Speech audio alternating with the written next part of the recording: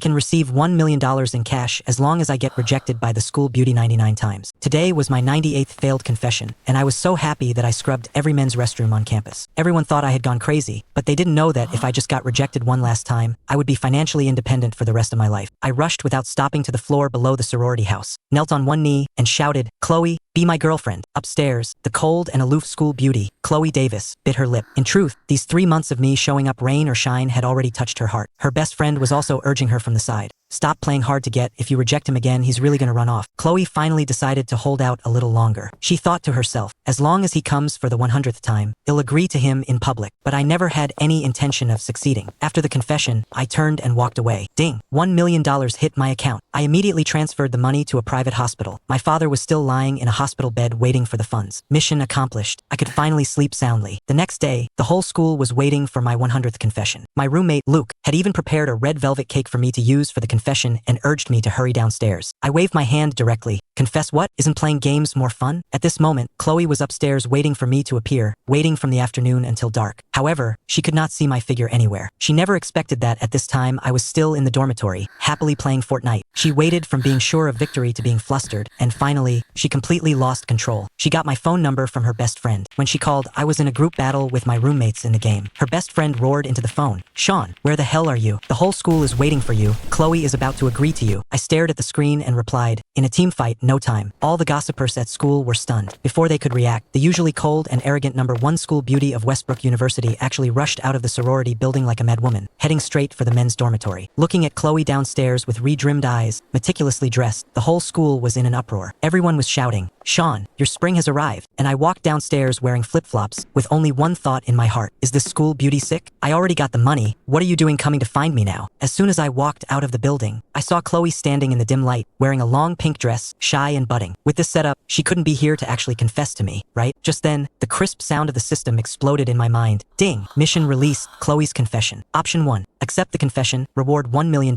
Option 2. Reject the confession, reward 1 miracle healing capsule, capable of curing all diseases. I gasped. $1 million plus a delicious school beauty was indeed tempting, but even if I spent all that money on my dad's illness, it could only alleviate IT, wouldn't cure the root cause. But this miracle healing capsule was a life-saving medicine tailor-made for him. For the sake of this capsule, I was definitely going to dish out this nice guy card. The whole place fell silent. Chloe looked at me. The usually cold goddess now looked like a resentful little girl, softly asking me why I didn't come. That pitiful appearance made even me feel a bit moved. That was close, I almost fell for it. If I had agreed, the healing capsule for my dad would have flown away. Chloe's best friend couldn't take it anymore and jumped out to ask why I didn't confess today. But Chloe pulled her best friend behind her, turned pale, and asked me, "Sean, have you given up?" As soon as I heard that tone, my heart was set. That's the flavor. This is the cold school beauty. I took a deep breath, met her burning gaze, and nodded firmly. "Yes, I've given up." The whole scene was dead silent. Everyone thought I was playing hard to get at the last hurdle, but now I was saying I gave up. Chloe turned ash white and asked hurriedly, "Then were those previous confessions meaningless?" I smiled. This was my moment to shine. I lowered my head and said in an extremely deep and magnetic voice, "Meaningful. From the first moment I saw you, I fell in love with you. I had no experience, so I could only use the dumbest method. Whether it was wind or rain or your cold rejection, I didn't care. I just wanted to move you with one confession after another. But until yesterday, you still didn't agree." I paused, my eyes dim. 99 confessions were my closure for my first love, and this 100th non-confession is my closure for myself. Goodbye, my first love. After saying these words, I admired myself. It was perfect. I pretended to be extremely grief-stricken, pulled my roommate who was already stunned by the arm, and turned to leave. Behind me, Chloe came up with red eyes and softly told me to drink less. The onlookers were completely stunned. This reversal was even more exciting than a Netflix drama. That night, the university's anonymous Reddit board exploded. Countless videos from the scene were pinned to the top. On the other side, Chloe returned to her room, dejected, and opened the forum. She flipped through the various gifts I had given her over the past 99 days and watched the videos of me soaked to the bone in heavy rain, and finally couldn't help but cry out loud. She realized that she hadn't just gotten used to my confessions, but had already fallen deeply in love with me. Seeing someone on the forum analyze that I had given up to preserve my last bit of dignity made Chloe panic even more. She felt that I had been emotionally hurt because I was given a major demerit and was drunk yesterday, so she made a shocking decision. She was going to make me a hangover smoothie herself. The great school beauty spent half the night in the dorm, secretly using a prohibited blender to make a smoothie, and even accidentally added a big spoonful of salt instead of sugar. Her friends were stunned. Is this really that noble, cold, and aloof cheerleader goddess? On the other side,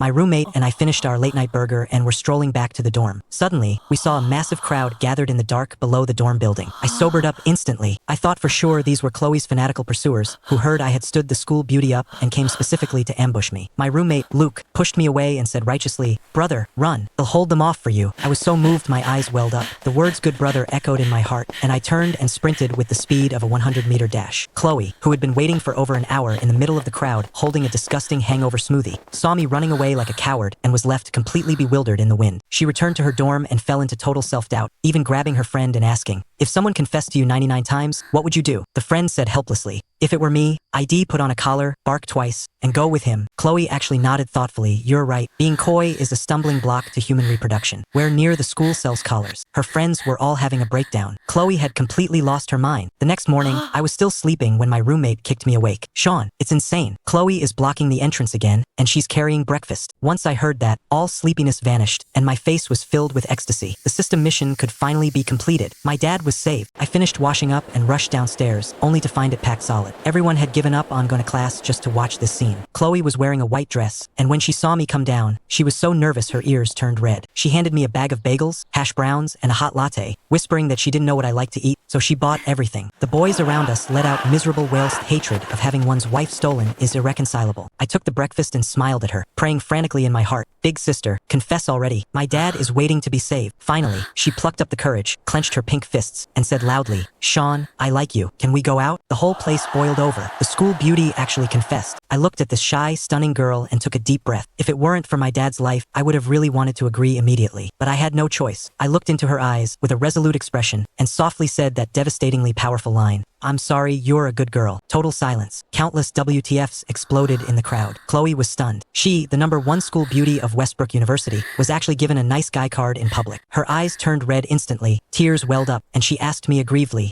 "Why?" I lowered my self-esteem to confess. "How could you do this?" I suppressed my heartache and replied, "I'm sorry, thanks for the breakfast." She couldn't hold it together anymore, covered her face, and ran back to the sorority dorm crying. Along with the system notification, my mission was complete. The miracle healing capsule was finally in my hands. After Chloe ran back to the dorm, she collapsed on her bed and cried. Her friends were furious and called me to give me a piece of their mind. The one who picked up the phone was my roommate, Luke. Luke unleashed a crazy verbal barrage. "Your Chloe's self-esteem is self-esteem, but Sean's isn't." She felt so aggrieved after being rejected once, but Sean went through this rejection 99 times. "Have you ever considered his feelings?" These words struck like lightning, leaving the entire sorority house speechless. It was true, I had been rejected 99 times and never backed down. What was her one rejection compared to that? Chloe wiped away her tears, and not only was there no sadness on her face, but there was a hint of tenacity and fanaticism. She had completely fantasized a grand drama. "I understand. Sean must be testing me. He confessed to me 99 times, so I will confess to him 99 times. A total of 198 confessions. That is the love of the gods." Her friends looked at her like she was a lunatic. It was over. The school beauty was beyond saving. Meanwhile, I was hiding in the bathroom checking the healing capsule in the system warehouse. My roommate thought I was in there crying in sadness, but in reality, I didn't care at all. With the miraculous medicine, I immediately asked Luke to help me take time off, packed my bags, and headed straight for the train station, preparing to go back to my hometown in the suburbs of Boston to cure my father. While waiting for the train, I was wandering around and suddenly found a long-haired, pretty girl squatting on the ground. She had used a marker to write a line on cardboard, basically saying her luggage had been stolen and she was asking kind-hearted people for travel money. These days, these kinds of scams are all over train stations. A crowd of people surrounded her, pointing and whispering, but no one gave her any money. Initially, I didn't intend to get involved, but the system released a new mission at this moment. Ding. Discernment of truth. Option 1. Help the passerby. Reward a top-trim Volkswagen Phaeton. Option 2. Expose the truth. Reward $1 million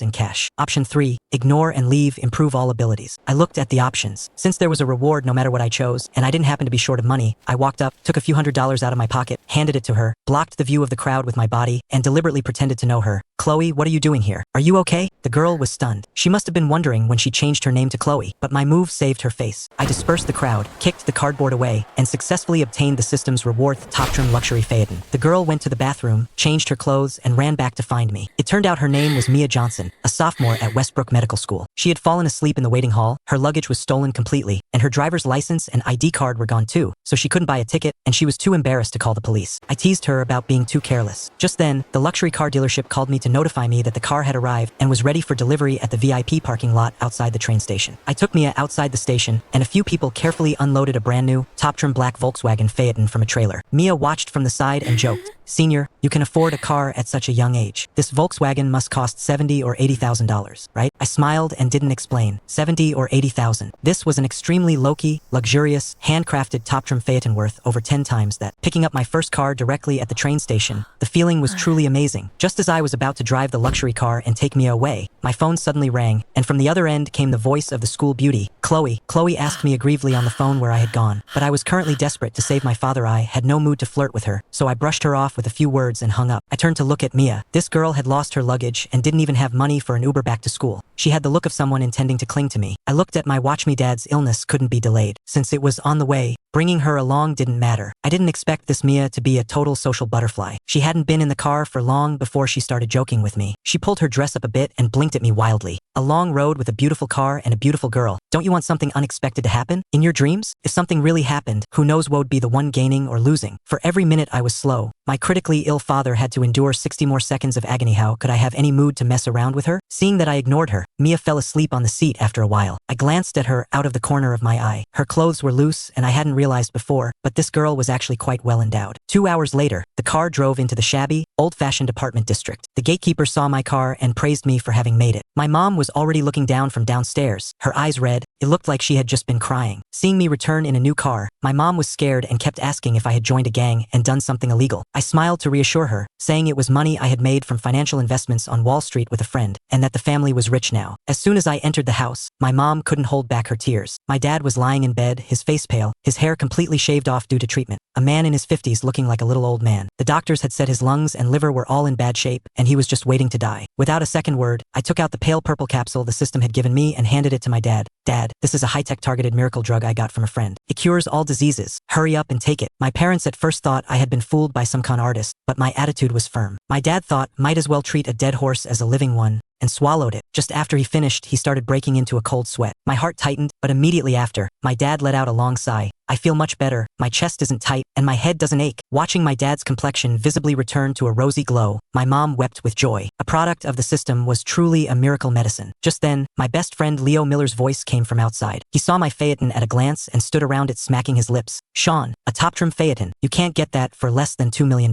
You made a fortune, kid." I was just about to explain when Mia woke up in the car, stretched, and walked out. Leo's eyes went straight. I was too lazy to explain much, greeted my parents, and said I'd take Leo out to eat something good. Mia, this girl, was completely unreserved and insisted on coming along. Once in the car, she didn't stop, clamoring to go to our high school reunion party that evening. "What status do you think you have to go to our class reunion?" I said with disdain. "I can pretend to be your girlfriend. I love those slapping faces with wealth tropes." Mia gave a mischievous smile and actually stretched her long but clad leg toward my side. "Take me with you. At worst, I'll let you touch my legs." My scalp tingled. This enchantress, she was definitely a troublesome enchantress. I took them to an old-fashioned Texas barbecue restaurant on the old street that we used to frequent. Just as we sat down, a crisp notification tone sounded in my mind. Mission released. The divine tycoon begins his march into the culinary world. Acquire the restaurant's secret barbecue recipe. Reward, $5 million.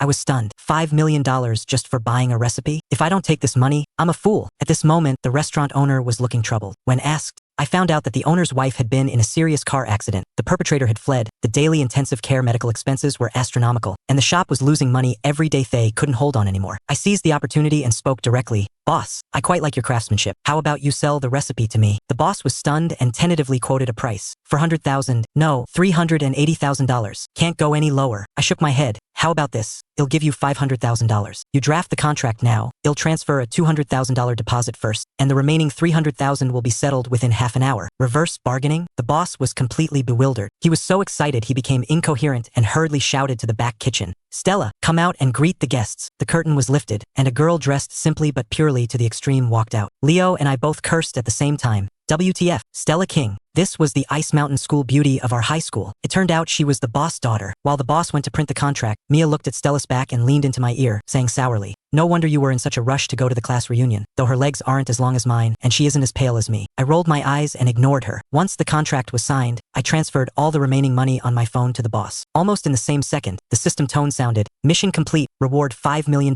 Looking at the 7-digit balance that had appeared in my bank card, I felt full of confidence. Mia leaned over to look at the text message, her jaw practically hitting the floor, and turned to start flirting with me crazily. "Sean, are you this rich? How about you keep me? Being your sugar baby is fine too. Get lost. Go buy a phone." After eating, I took Mia to a nearby shopping mall. This girl not only forced me to buy her a new iPhone but also dragged me into a women's clothing store. She changed into a black pleated miniskirt, paired it with a white shirt and a black tie, and finally, insanely, put on a pair of black stockings. This standard Ivy League school-style mix looked so good I couldn't help but gulp. Do I look good? She twirled around. You look good, I nodded honestly. After buying hers, she ran to the men's section to pick out an autumn trench coat and a white shirt for me, forced me to change into them, and stood on her tiptoes to tie my tie for me personally. Just as I looked in the mirror, the system sound exploded. Ding. Charisma 10. Reward, 30 of Starlight Group shares. I was stunned. Buying a set of clothes could trigger a reward, and I directly acquired 30 of the Starlight Group, the top chain of hotels locally in Boston. Mia stared at me after I changed clothes, her eyes shining, her breathing becoming rapid as she muttered, "Sean, were you always this handsome?" In the evening, we picked up Stella and headed straight to the Starlight Hotel to attend the class reunion. Once Stella got in the car, her gaze toward me was different. She stared at me for several seconds before looking away. When we reached the hotel entrance, Mia naturally took my arm. Before I could break free, the lights in the hotel lobby popped and went completely dark. "There's a power outage," Stella exclaimed. The next second, I felt a pair of small hands in the darkness grabbing my other arm tightly. Immediately after, 2 spotlights dropped from the sky. One hit a boy in a white suit holding Rosit was our high school class president, Connor. The other light landed precisely on me. Connor walked over affectionately and dropped to one knee. "Stella, my goddess, my heart for you is witnessed by heaven and earth. Be my girlfriend." All the classmates were watching. The atmosphere was whipped up to the extreme, but I had a head full of black lines. I coughed.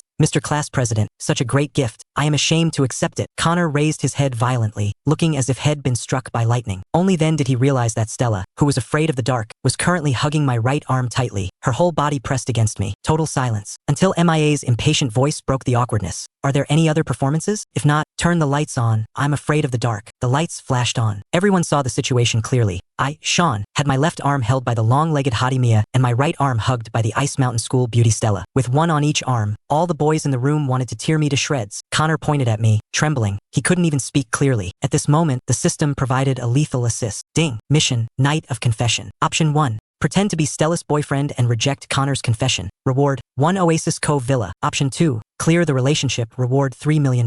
Option 3. Confess to Stella. Reward, Universal Skills Book. Before I could choose, Mia blew up. "Stella, why are you pulling my boyfriend?" Stella didn't show weakness either, lifting her head to retort, "What about you? Sean is my boyfriend." Boom. The whole place exploded. Connor's face went ash white. He looked at Stella in disbelief. Mia wouldn't let it go, glaring at Connor. "What are you looking at? I'm Sean's girlfriend. So what? Is there a problem?" Ding. Achievement completed. 1 on each arm. Achievement reward, 10 Starlight Group shares. Ding. Mission complete. Reward, 1 Oasis Cove Villa. I was numb. I hadn't said a word, but was forcibly claimed by 2 school beauties. Not only did I get a 10 soft millionths level Beverly Hills-style luxury villa for free, but I was now holding 40 absolute control of the Starlight Group. That meant half the empire of this top hotel, where we were having our party, was mine. Connor completely broke down and, in a fit of rage, wanted to rush up and call me a scumbag. My childhood friend Leo fought back directly. "Holding one on each arm is a skill, so what? Do you think you're in the right confessing to someone in front of their boyfriend?" Connor was speechless. He shattered on the spot. I was dragged into the private room by the 2 school beauties. As soon as we entered, bank confetti scattered everywhere. The celebration that was originally prepared for Connor's successful confession was now splashed all over my face. A small cake flew toward me. I could have dodged, but Mia on my left and Stella on my right were pulling me in different directions, so I was smeared with cake on my face on the spot. Surprise my ass. My anger flared up instantly. This was simply a disaster for no reason. Mia and Stella knew they had messed up and hurriedly grabbed tissues to help me wipe my face. I looked cold while rubbing my sore arm and complained, "Are you two planning to tear me apart? Childish." Stella looked at me with full of apologies, hesitated for a moment, and suddenly leaned forward and smacked a kiss on my face. The entire class jaws dropped to the floor. The Ice Mountain School beauty, who hadn't even touched a boy's hand before, had actually stolen a kiss from me in public. I was completely dumbfounded and pointed at her, cursing, "Stella, are you sick? Do you think your saliva is a miracle potion, that a kiss makes it not hurt anymore?" Instead of being offended, Stella giggled at my scolding. At this moment, Mia squeezed in, saw the lipstick mark on my face, and completely exploded. "Stella, you're shameless." "No, I want to kiss him too." Saying this, she pouted her lips and pounced on me. "Get out, get out, get out. Are you two both poisonous?" I pushed Mia away, terrified, and bolted out the door, running straight downstairs to the hotel room to shower and change. I happened to run into Connor, who was standing at the door looking dejected. I pointed at the private room with disgust. "You take care of Stella. She's basically a female hoodlum," leaving Connor continuing to be bewildered in the wind. 10 minutes later, I changed clothes and returned to the room, only to find the whole class standing there without touching their knives and forks. The earlier confetti and cake had made the table a mess, and it was impossible to eat. Someone suggested changing rooms, but Connor had hidden far away after his failed confession. He couldn't possibly pay again. Seeing a perfectly good party about to fail, I directly waved to call the waiter.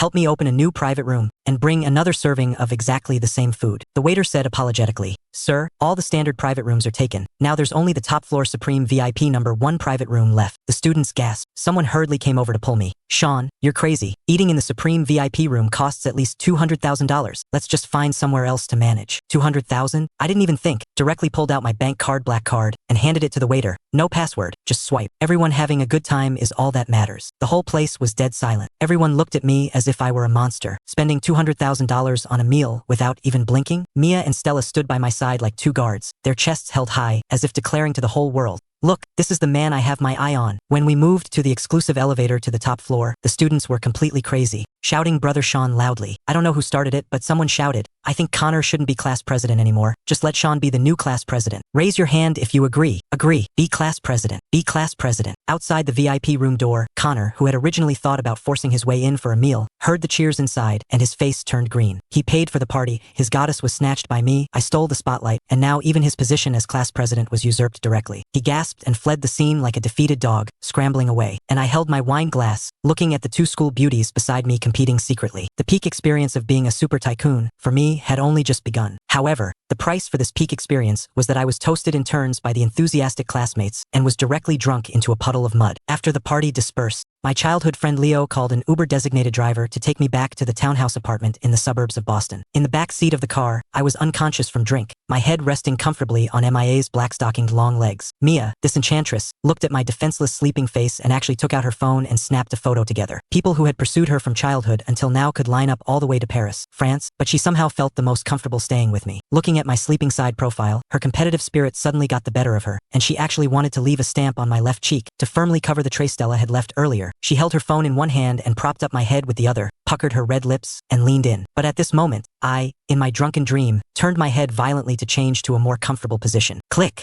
The photo froze. Mia was completely stunned. This wasn't kissing a cheek. This was a solid mouth-to-mouth. The first kiss of a dignified super tycoon heiress had just been given away in an accident just like that. She bit her lip in shame and anger, her heart beating so fast it felt like it was going to jump out of her throat, but she couldn't bear to wake me up, so she just let me lean on her shoulder, even hoping that time would stop at this moment forever, until a strong beam of flashlight pierced the darkness. "San." Mia was so startled her whole body jumped. She turned and saw my mom standing outside the car with a flashlight, her face filled with an anti-smile, truly meeting the parents. Mia was so nervous her speech stuttered. My mom saw her beautiful appearance and then looked at the dead drunk me and instantly conjured up 40 seasons of a CW teen drama in her mind. After chatting for over an hour, my mom looked at her watch and slapped her thigh. "Oh my, it's already 1 in the morning. It's not safe for a girl to go home, and staying in a hotel is unsanitary. Mia, you should just stay here tonight." Mia was stunned. The house was so small, there wasn't even a guest room. How could she sleep? My mom smiled and opened my bedroom door. "It's fine. Sean sleeps on the bottom bunk. You sleep on the top bunk. He's drunk like a dead pig. He can't do anything to you." After saying that, she directly stuffed a towel into MIA's hand, pushed her in, and slammed the door shut with a bang. Outside the door, my mom smiled from ear to ear, guessing she had even thought of the grandson's name. Inside the door, Mia listened to my steady breathing, climbed down from the bed with a red face, propped her chin up, and stared at me for a long time. Finally, sleepiness overtook her, and she actually crawled onto me and fell asleep. The next morning, the blinding sunlight woke me up. I hadn't slept off the hangover and only felt a heavy weight on me. I looked down and broke out in a cold sweat directly. Mia, this long-legged enchantress, was hanging onto me tightly like an octopus, her white and red cheeks sleeping soundly. Question: waking up in the morning, a beautiful girl is lying on top of you, and you have already developed a normal morning physiological reaction? What should you do? Waiting online? Urgent. I didn't even dare to breathe, for fear that if this enchantress woke up, I would die of social embarrassment on the spot. But just then, click, the bedroom door opened. My mom, holding breakfast, and I had a facetofus encounter. What was even worse was that, at this moment, Mia had her eyes closed and muttered, "Sean, don't move." My mom's pupils instantly shook. The next second, she gave me a firm thumbs up, then tiptoed out and closed the door behind her. I was numb. I couldn't wash myself clean even if I jumped into the Mississippi River. Just then, the phone in my pocket rang like crazy. My best friend Leo shouted on the other end, "Sean, something huge happened. Connor jumped off a building." I sat up violently, and my head banged into Mia, who was still pretending to be asleep. "What's the situation? Because his confession was hijacked by me yesterday, Connor committed suicide?" Leo explained hurriedly. "It's not because of the confession. Connor borrowed illegal campus loan shark money to fund yesterday's luxury confession. Now that he can't pay it back, he jumped off the building in a moment of impulse. Fortunately, the floor wasn't high, and he's still being resuscitated at the hospital. But his mother has gone crazy now, and has brought a group of relatives to block the restaurant owned by Stella's family, holding signs, protesting, and making trouble, insisting that Stella forced her son to death. Human life is at stake." I couldn't care less about the embarrassment, wiped my face casually, and took Mia, who insisted on being a tag-along, and drove straight to Stella's house. As soon as I reached the restaurant door, I saw Connor's mother holding a megaphone, cursing like a shrew. "Stella, you little bitch, give me back my son's life. Get out here and go to the hospital to kneel and apologize." The restaurant door was kicked open, and Stella was forced out, face full of tears. Her father was trying his best to protect his daughter, but Connor's mother wouldn't let up and was going to bypass the boss to tear at Stella's hair. "Apologize to your mom's ass." I took a step forward, protecting Stella tightly behind me. Connor's mother paused, then began to curse. "Who the hell are you to meddle in this?" Hit him. Smack. I was not polite, raised my hand, and landed a crisp slap, sending Connor's mother spinning half a circle on the spot. "Little bitch this, little bitch that, since you like talking like this, let's change the way we talk." I looked at her coldly. Connor jumped off the building, not because he was rejected in a confession, but because he borrowed illegal loan shark money he couldn't pay back. "Your son wasn't capable and took out an online loan. Go find the gangsters who lent the money. He fell on the curb. Why don't you blame the people who paved the road? Coming here to bully a little girl, do you think we're easy to bully, huh?" As soon as these words were out, the surrounding neighbors were in an uproar. So it was loan sharks forcing him. Connor's relatives saw this and all surrounded us, each looking vicious. Connor's mother covered her face and screamed, "What does it have to do with you? Catch this little bitch for me." I grabbed the shivering Stella and looked down at them. "I'm her boyfriend. How does it not have to do with me?" Connor's mother was furious and was about to pounce and cause a scene again. I slapped her backhand, directly sending her falling to the ground. This group saw that I was playing for real, and with the Boston police arriving just at that moment, they instantly deflated. Connor's mother sat on the ground and completely broke down, crying loudly.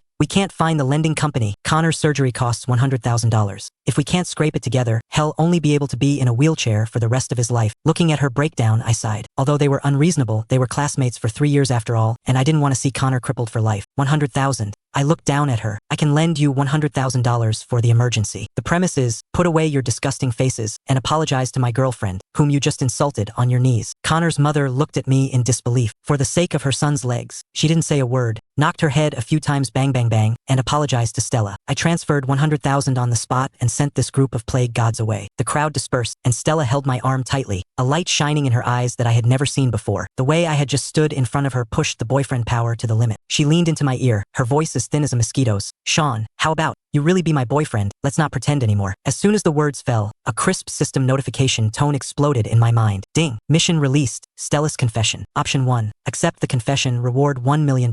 Option 2. Reject the confession, reward $5 million.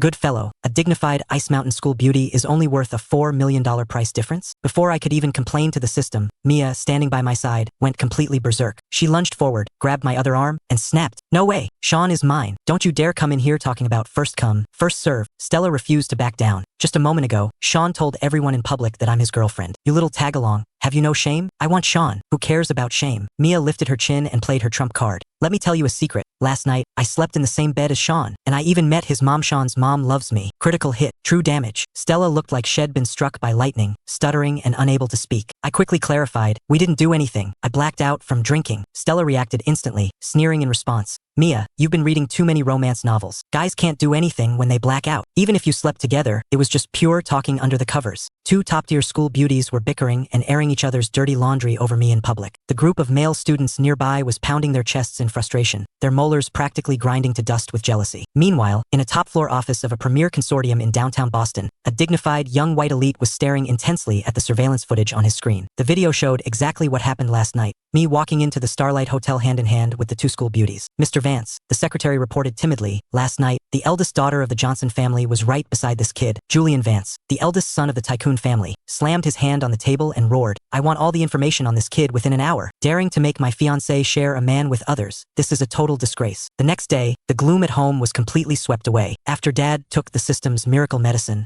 not only was he fully recovered, but he had more energy than before, fussing about going back to the restaurant to find work. I tossed the peerless barbecue recipe which cost me $5 million to acquire onto the table. "Dad, working for others is boring. Let's open our own shop and be our own bosses. If we lose money, it's on me." As soon as the old man saw the recipe, he dove into the kitchen with excitement to start RD. Taking advantage of the free time, I drove that $1 million Phaeton and took Mia to the Blue Hills Reservation in the suburbs. "Don't you like racing? Hold on tight." I floored the gas pedal, and the engine let out a roar like a wild beast. At a sharp turn, facing a car speeding toward us, I didn't slow down. Instead, I jerked the steering wheel. The tires shrieked against the pavement as I pulled off a perfect, extreme drift, brushing past the oncoming car. Mia turned pale with fear, but a moment later, she was screaming with excitement inside the car. Parking by the lake, I opened the sunroof and lay back. Mia looked at my profile, and suddenly, it went quiet. "Sean, I like you." She blushed, her eyes incredibly earnest. Ding. Mission, MIA's confession. Option 1. Accept the confession, reward $1 million. Option 2. Reject the confession, reward $5 million.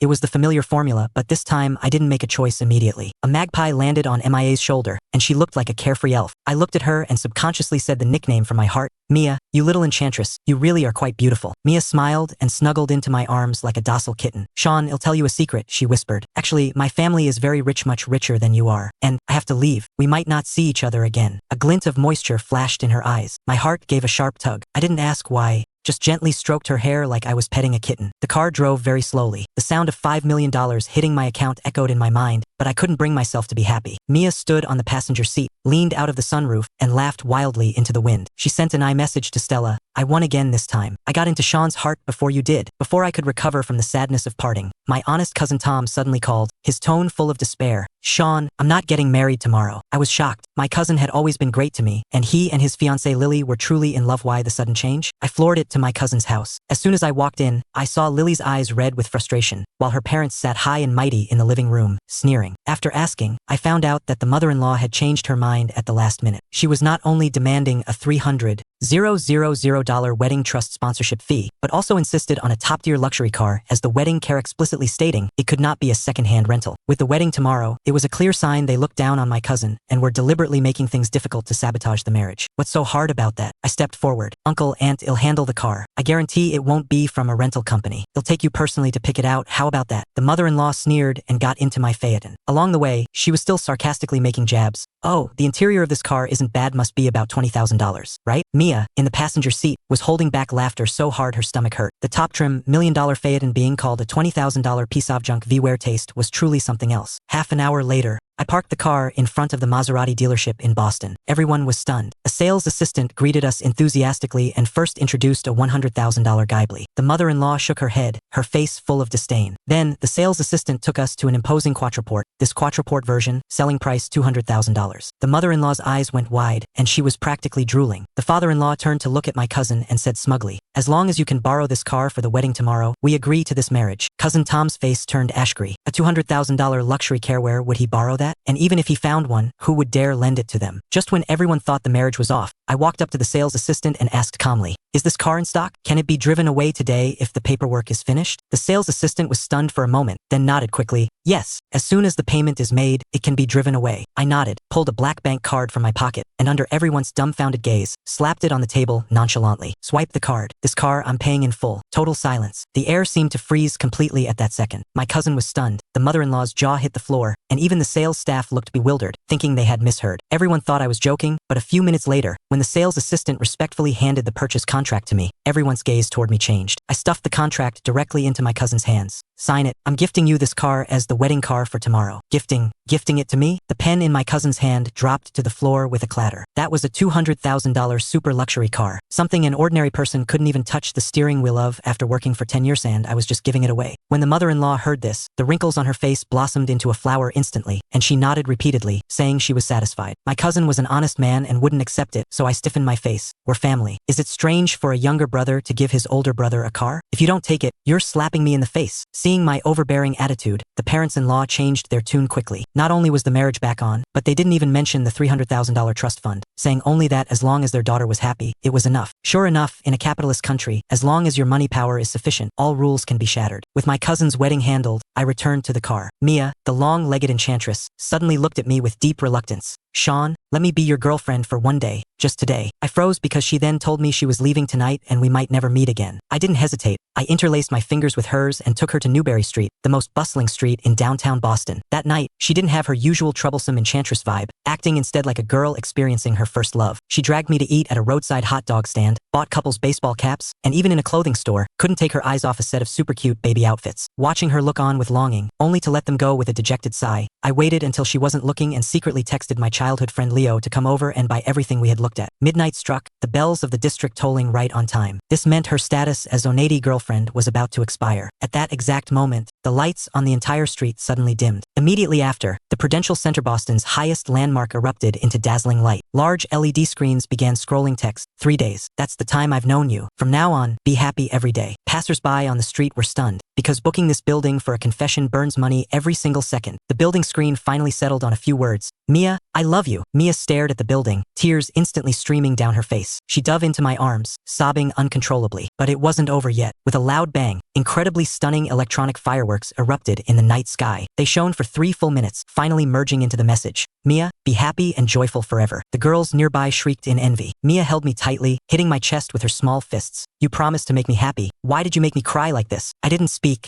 just quietly wiped her tears. At this moment, my childhood friend Leo ran over, drenched in sweat, carrying big bags of gifts, everything I had secretly bought. Mia looked at the gifts and cried even harder. She suddenly stood on her tiptoes and gave me a deep, soulful kiss on my lips. Am really leaving. She turned and disappeared into the sea of people, leaving only a faint fragrance on my clothes. I sat on the bench, feeling a sense of loss. Leo panted nearby. Sean, your cost for picking up girls is too ruthless. This 3-minute landmark building confession plus fireworks burned $250,000. I smiled. Money in the system isn't it just there to be spent? I left the remaining $300,000 balance ID prepared on Leo's card, and the remaining $50,000 plus was for hiring him as my private chauffeur. Leo initially wanted to refuse, but thinking of his family's difficulties, he eventually called me boss with redrimmed eyes. Just after getting rid of that kid, my phone rang. It was the other Ice Mountain School beauty, Stella. She didn't know where she saw the video of the landmark building confession, but the jealousy in her voice could overflow the screen. Sean, such a romantic confession was that for Mia? Damn it, that enchantress got there first again. You two aren't in a hotel room bathing right now, are you? I rolled my eyes and hung up directly. The next morning, I took Leo to attend my cousin's wedding. Not long after we sat down, Chad, a show-off at our table, started making trouble. This guy had pursued a girl back in the day, but the girl said she liked me, and he had held a grudge ever since. Today, he had just picked up an entry-level BMW 3 Series, slapped the keys on the table, and started acting sarcastically. Oh my, some people really are thick-skinned. Cousin's wedding, and you don't even bring a gift or a check, just showing up empty-handed to mooch off the food. I, Chad, look down on these kinds of people the most. I didn't even look him in the eye. I had gifted a $200,000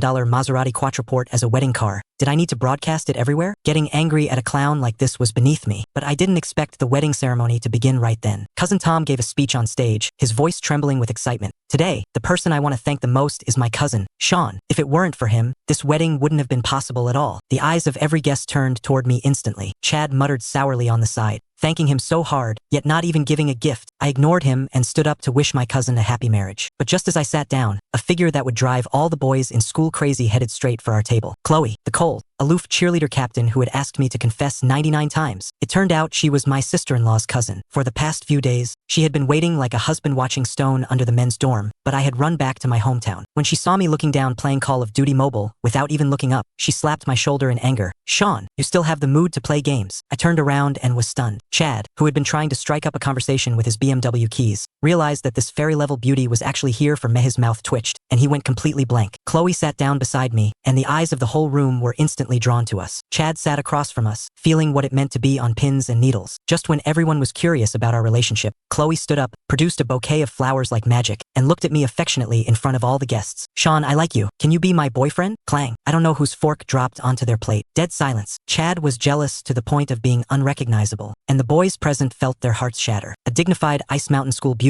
actually chasing a guy in public? Just then, the system notification in my mind exploded. Ding. Mission. Chloe's second confession. Option 1. Accept the confession, reward $2 million. Option 2. Reject the confession, reward 110x cashback card. Cashback on all consumption within 1 hour? That meant if I spent 10 million, the system would give me 100 million. This reward was heaven-defying. I took a deep breath, looked at Chloe, who was full of anticipation, and said lightly, I'm sorry, we can't be together yet. Boom! The whole place erupted. Everyone looked at me like I was a lunatic. The cold school beauty actively chasing you, and Youthy Heller rejecting her in public? Is this even something a human would do? Even more absurdly, Chloe, having been rejected, didn't turn cold. Instead, with a beaming smile, she shoved the flowers into my hands. That's okay, these flowers are for you. Remember, this is already my second confession. After saying this, she acted like an obedient kitten, grabbed my arm, and leaned her head on it. The boys around were completely broken. Where was the Ice Mountain goddess anymore? This was the ultimate, invincible #1 liquor. Chad looked at this scene, wishing he could find a crack in the ground to crawl into. The wedding banquet began, and the cousin and sister-in-law toasted each table. Naturally, with the elders present, it wasn't my turn to show off, but the bride's parents, mother-in-law and father-in-law, who had made things difficult for my cousin, actually ran over with champagne specifically to toast me, smiling broadly and asking me to please take care of them. This scene left everyone at the table stunned. Everyone began inquiring about what kind of divine background I had. Not long after, an explosive piece of news spread that $200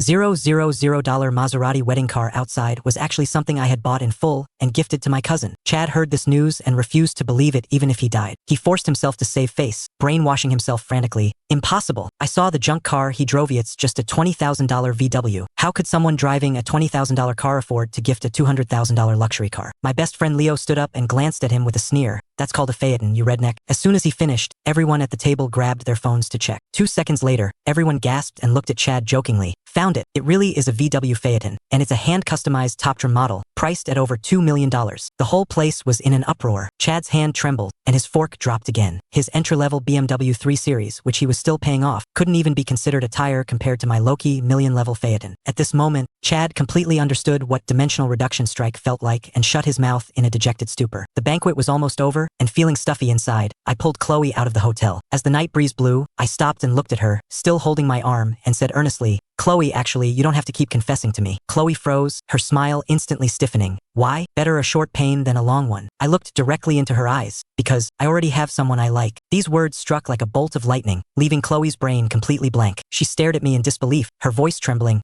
You're not joking, are you? In these few short days, my mind had been filled with that long-legged enchantress Mia. I shook my head, not joking. My rejecting you isn't playing hard to get. Chloe's breathing quickened, and her eyes instantly turned red. She never expected that she, a dignified top-tier school beauty, would set aside all her pride to chase a guy, only to have her rear stolen by someone else. She bit her lip hard, fighting back tears, trying to retain her last shred of dignity. "Can you let me meet her?" I smiled bitterly. "I don't know where she is either." This sentence became the final straw. She thought I was making up a reason to brush her off, and all her self-esteem was completely shattered at that moment. "I'm sorry. I'll go now." Chloe let go of my hand violently, tears bursting forth as she turned and bolted into the vast night like a mad woman. Watching her broken figure depart, my heart tightened, fearing the girl might have an accident in the middle of the night, so I quickly sprinted after her. But I never expected this girl's thought process to be so far from ordinary. She squatted in the corner of the street, crying her eyes out, taking out her phone and intending to delete the videos of my 99 confessions. But as she watched, she suddenly pressed the pause button. She suddenly remembered that when I rejected her just now, the line "I don't know where she is either" it was exactly the same line I used to reject her during my second confession. Word for word. Chloe slapped her thigh violently, and the tears on her face dried instantly. She frantically fantasized. "Why am I so stupid? Sean doesn't like anyone else. He's using my old lines to test me. He's checking to see if I cared enough about his past confessions." The girl not only stopped crying but became energized as if she'd been injected with stimulants, vowing to win me back. But just then, a BMW pulled up to the side of the road. Getting out of the car was the show-off, Chad, whom I'd stomped into the ground at the wedding banquet earlier that day with my $2 million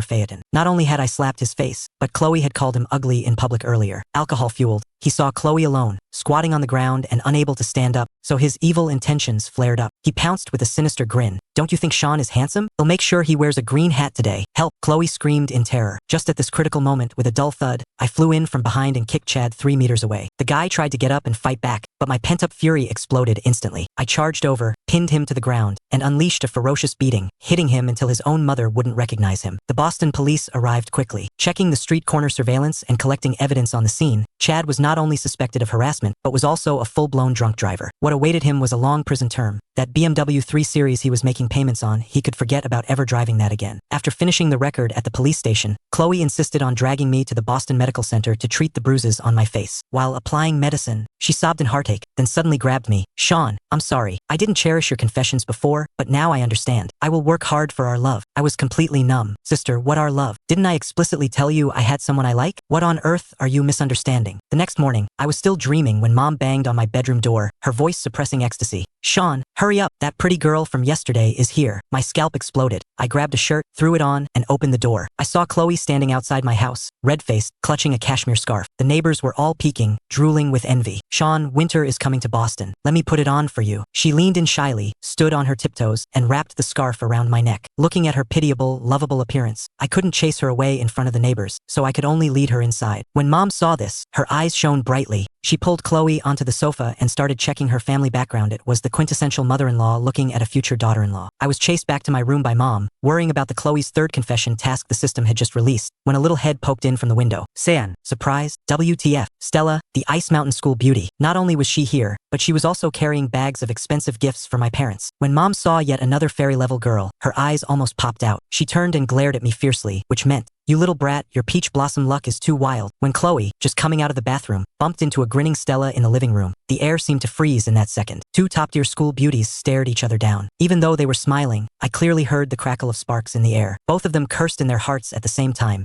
Bitch, my home was stolen. Stella took the initiative, acting sarcastically. Hello, I'm Sean's high school deskmate. Chloe refused to show weakness and gripped my arm tightly. Seeing the smell of gunpowder getting thicker, I quickly used school as an excuse, grabbed one with each hand, and bolted out the door like a refugee, leaving the mess to my stunned mother. Getting into the car driven by my childhood friend Leo, the war in the back seat finally began. Chloe mentioned the scarf she gave me today with pride. Sean, do you remember what you gave me when you confessed to me the third time? I shook my head, and she raised her chin proudly. It was a scarf too. Stella, listening beside her, was completely dumbfounded. What? Sean confessed to her 3 times. Stella was of a very high level. She took a deep breath, suddenly switched to a smiling face, and grabbed Chloe's hand. Since you didn't agree after Sean confessed to you so many times, that means you're just ordinary classmates, right? Little Chloe, since we're all friends now, can you teach me how to chase Sean? This retreating to advanced strategy was absolutely lethal. Chloe was choked up and couldn't speak, glaring at me angrily. The car drove to Copley Square in downtown Boston. Leo went to handle his resignation procedures, and I took these 2 aunties, who could fight at any moment, out for some air. In the square, a buskier was playing a guitar. Stella's eyes lit up, and she grabbed my arm and acted like a spoiled child. Sean, you go up and sing one. I remember you sang so well in high school. Chloe, hearing this, joined in the teasing. I originally wanted to refuse, but a crisp ding sounded in my mind. Mission released, the Sangha journey of a high-quality boy. Option 1. Accept the mission and sing a song in front of everyone. Reward voice control ability 20. Option 2. Reject the mission. Reward voice control ability 2. Why reject a reward delivered to my doorstep? I walked over and scanned the QR code to transfer $1,000 to the buskier. The guy saw the payment notification and was so excited he almost knelt down to me, handing me the guitar without a second word. I strummed the strings randomly, and the system directly imprinted Coldplay's Yellow into my mind. I leaned into the microphone, and a lazy, soulful voice instantly spread across the square. Look at the stars. Look how they shine for you. Just with the intro, the bustling pedestrian street quieted down instantly. Passersby stopped, and the buskier was so shocked he sprayed the waterhead just taken. This melody, this voice eat was a dimensional reduction strike. And everything you do, yeah, they were all yellow. When I reached the chorus, Chloe was already a teary mess. In the girl's fantasy, every word written in the lyrics was a true depiction of how I had skipped classes and waited bitterly under the sorority building to confess to her time after time. Those humble secret loves and the waiting soaked in the rain were like knives stabbing into her heart. As the song ended, thunderous applause broke out. I had just put down the guitar when Chloe pounced into my arms like a swallow, clutching my waist tightly, her tears soaking through my hoodie instantly. She sobbed while shouting, Sean, I understand your heart now. Let's be together now, okay? I like you so much too. The crowd of onlookers went wild with cheering, and Stella in the distance stomped her feet with jealousy. But at this moment, the system in my mind calmly popped up options. Ding! Chloe's confession special. Option 1. Accept the confession, reward charisma 3. Option 2. Reject the confession, reward charisma 10. How could falling in love compare to charisma points? I didn't hesitate to choose rejection. I patted her little head, pushed her away gently, and gave a tender, evasive answer. Don't cry, there are so many people watching. Perfect avoidance of her confession. The buskier ran over excitedly to ask for my cover authorization, taking the opportunity to airdrop the recording to the 2 school beauties who were grabbing for it. On the way back to school, Chloe and Stella each wore an AirPod, looping the yellow cover I sang. The 2 peerless school beauties, who were like water and fire, were now surprisingly quiet, leaning on my shoulders on the left and right, sleeping sweetly. The men passing by watched with wide eyes, wishing they could chop me into thousands of pieces with their stares. Just as I was enjoying this brief peace, the system's notification tone broke the silence again. Ding! Mission released, the path of self-reliance for a high-quality tycoon. Use existing financial power to earn $5 million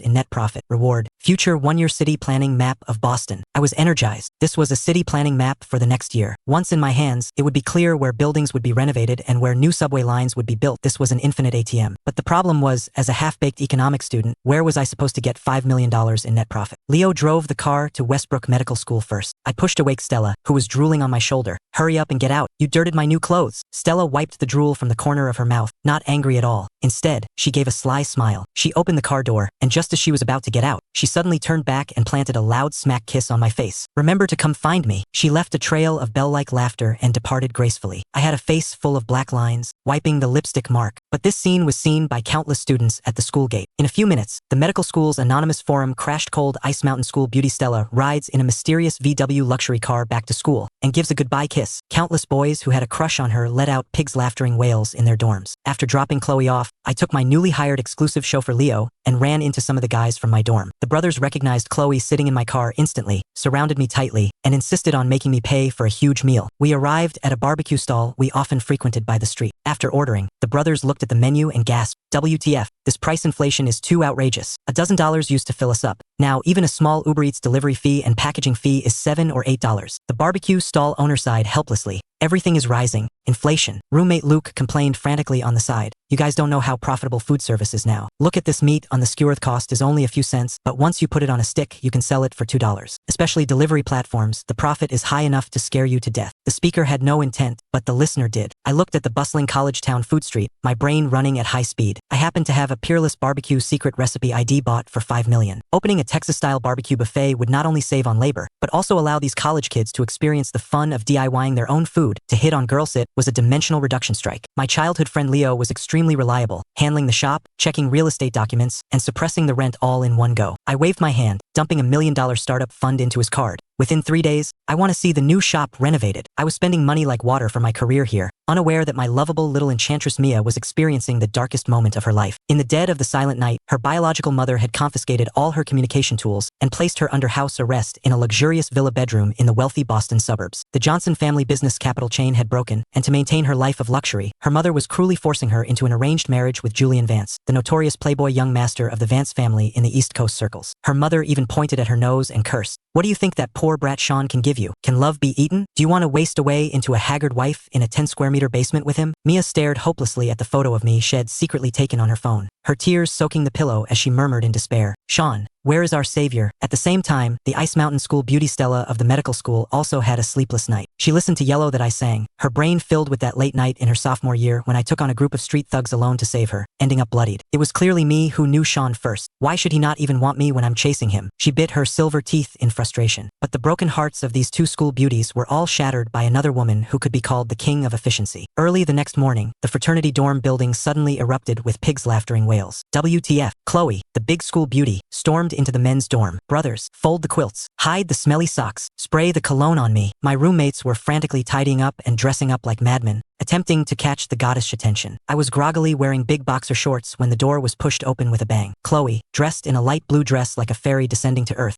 had actually duped the dorm manager into becoming her godmother and was standing triumphantly in front of my bed. Sean, morning. She only had eyes for me, not even looking at the roommates who had sprayed half a caddy of cologne on themselves. Bullshit, if you didn't come, I'd definitely still be sleeping. I had a bit of morning crankiness and retorted unkindly. The boys watching in the hallway gasped, wanting to chop me into pieces on the spot. This was the cheerleader goddess that no boy in the school dared to profane even in his dreams. You actually resent her for disturbing your sleep. Even more infuriating, Chloe wasn't angry. Instead, she lowered her head shyly like a wife who had done something wrong. I'm sorry, I disturbed you. Then I'll wait until you wake up to come over. My brothers in the dorm felt their morale collapse. Roommate Luke drew the bed curtain in despair, refusing to see more. Chloe came prepared this time. She took out a flute from behind her back, a confession gift I had randomly given her in the past, though the original owner had no idea how to play it. For the sake of this fourth confession, she had actually stayed up all night to painstakingly transcribe the sheet music for Yellow and mastered it as a special talent. The flute melody was melodious and ethereal. The boys in the entire dormitory building were sprawled against their doorframes, listening, completely intoxicated. When the song ended, she tugged at the hem of her skirt with both hands, raised that exquisite, flawless face, and looked at me with eyes brimming with tenderness. Sean, I like you. Will you be my boyfriend? Ding. Chloe's fourth confession. Option 1.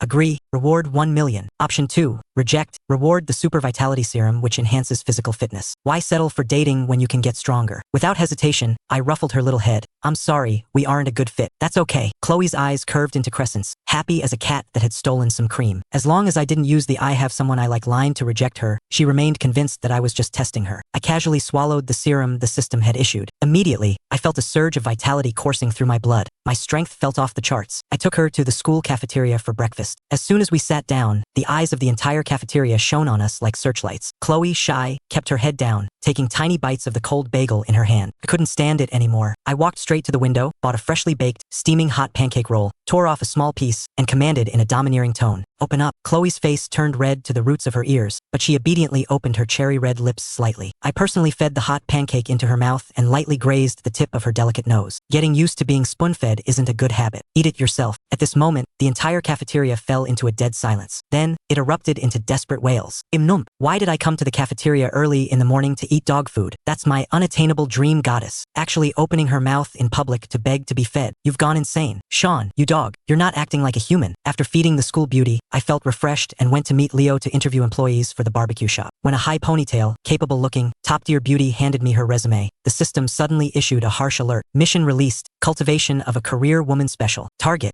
Sherry Johnson, cold-hearted talent from the business school. Keep her, and the new store opening will receive the heaven-defying grand opening buff. guaranteeing a minimum of 2,000 customers in the first week. My eyes lit up. 2,000 stable customers. This was practically the system handing me money on a silver platter. 7-day internship, monthly salary of 5,000. Start as a cashier and accountant tomorrow. I made the decision instantly. Sherry frowned with caution. Seeing I was young, she thought I was a scammer using job postings as a front to keep a college student as a mistress. I immediately flashed my Westbrook University student ID, and only after much persuasion did I manage to dispel her doubts. Leo, standing next to me, looked at me with a complicated gaze and warned me earnestly, "Sean, you've already got Chloe, Stella, and Amia. Don't go messing with this Sherry. Leave some living space for the brothers." I rolled my eyes. "Buddy, I'm doing missions and building a career here. What the hell do you know?" Preparations for the barbecue shop were in full swing, and in a blink, the next day arrived. I went back to school to pick something up, and just as I reached the school gate, I saw a familiar figure. Chloe was standing there, pale, clutching her stomach, sweating from the pain with every step she took, while tightly gripping a bag of hot coffee. I saw through it instantly. It was that time of the month for her. "You dare run around when you're in this much pain?" I was instantly furious and strode over. "I'm a bit hungry." She raised her head, aggrieved. Seeing my fierce expression, not only was she not afraid, but a hint of sweet, smug joy flashed in her eyes. "Sean cares about me. Don't toi qu'animore." I didn't care to listen to her nonsense. I bent over, slipped one hand under her knees and the other behind her back. Under the stunned gazes of the entire school's faculty and students,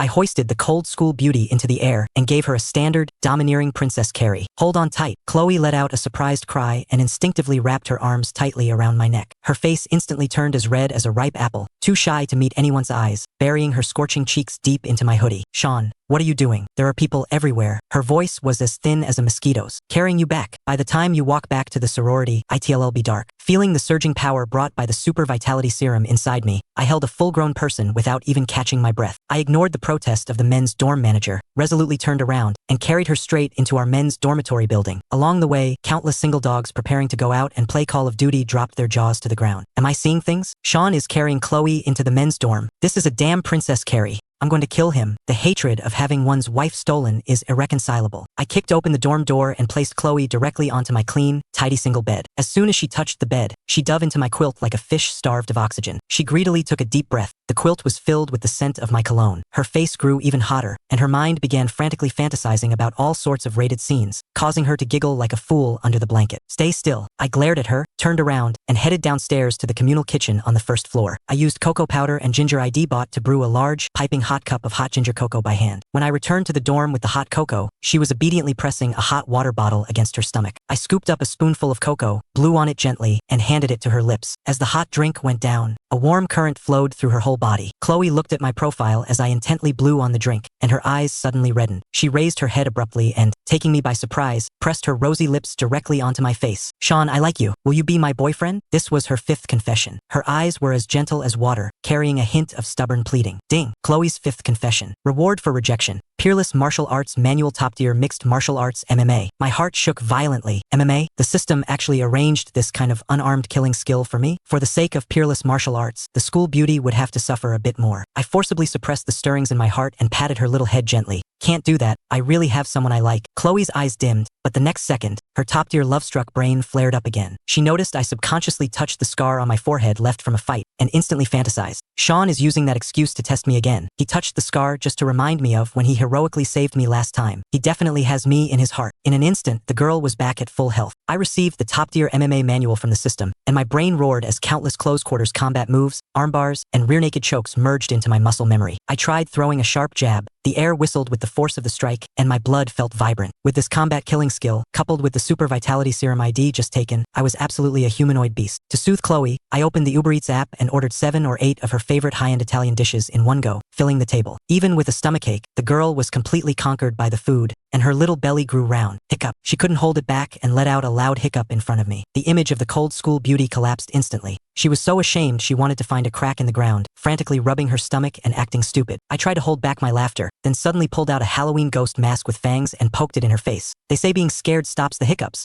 Chloe was so frightened her face lost its color. As a result, the hiccups didn't stop, they turned into a chain reaction. Hic, you, hic, are so annoying, hic. Watching her adorable, unlucky appearance, I finally broke down, my laughter ringing throughout the entire dormitory building. However, just when I was flirting with Chloe in the dorm, enjoying the quiet and peaceful time, I didn't know that a massive storm had completely locked onto me. Inside a top-tier VIP club box in downtown Boston, the floor was littered with shattered Perrier Jouet champagne glasses. A wealthy heir with an ominous glint in his eyes and a body full of hostility was staring intensely at his phone screen. On the screen was the most popular photo on the medical school forum. Stella. the Ice Mountain School beauty, getting out of my junk Volkswagen Phaeton and taking the initiative to turn back and kiss my cheek. This wealthy heir's name was Vincent Vance, the second young master of the Vance family, a consortium on the East Coast, younger brother of Julian Vance, the mastermind forcing Mia into marriage. He had been pursuing Stella for a full year without even earning a smile. Now, his perfect goddess, whom he regarded as his private property, had actually offered a kiss to a poor student driving a piece of junk VW. Total disgrace. Vincent smashed his phone to pieces, his eyes bloodshot, roaring like a frenzied beast. Check. I want the license plate of that car. Strip this kid named Sean of his background until there's nothing left. My Vincent's woman, there's actually someone who dares to touch her. I want him dead. In the dark of Boston, undercurrents were surging. The eldest young master of the Vance family, Julian, was feverishly forcing my first love, Mia, to marry,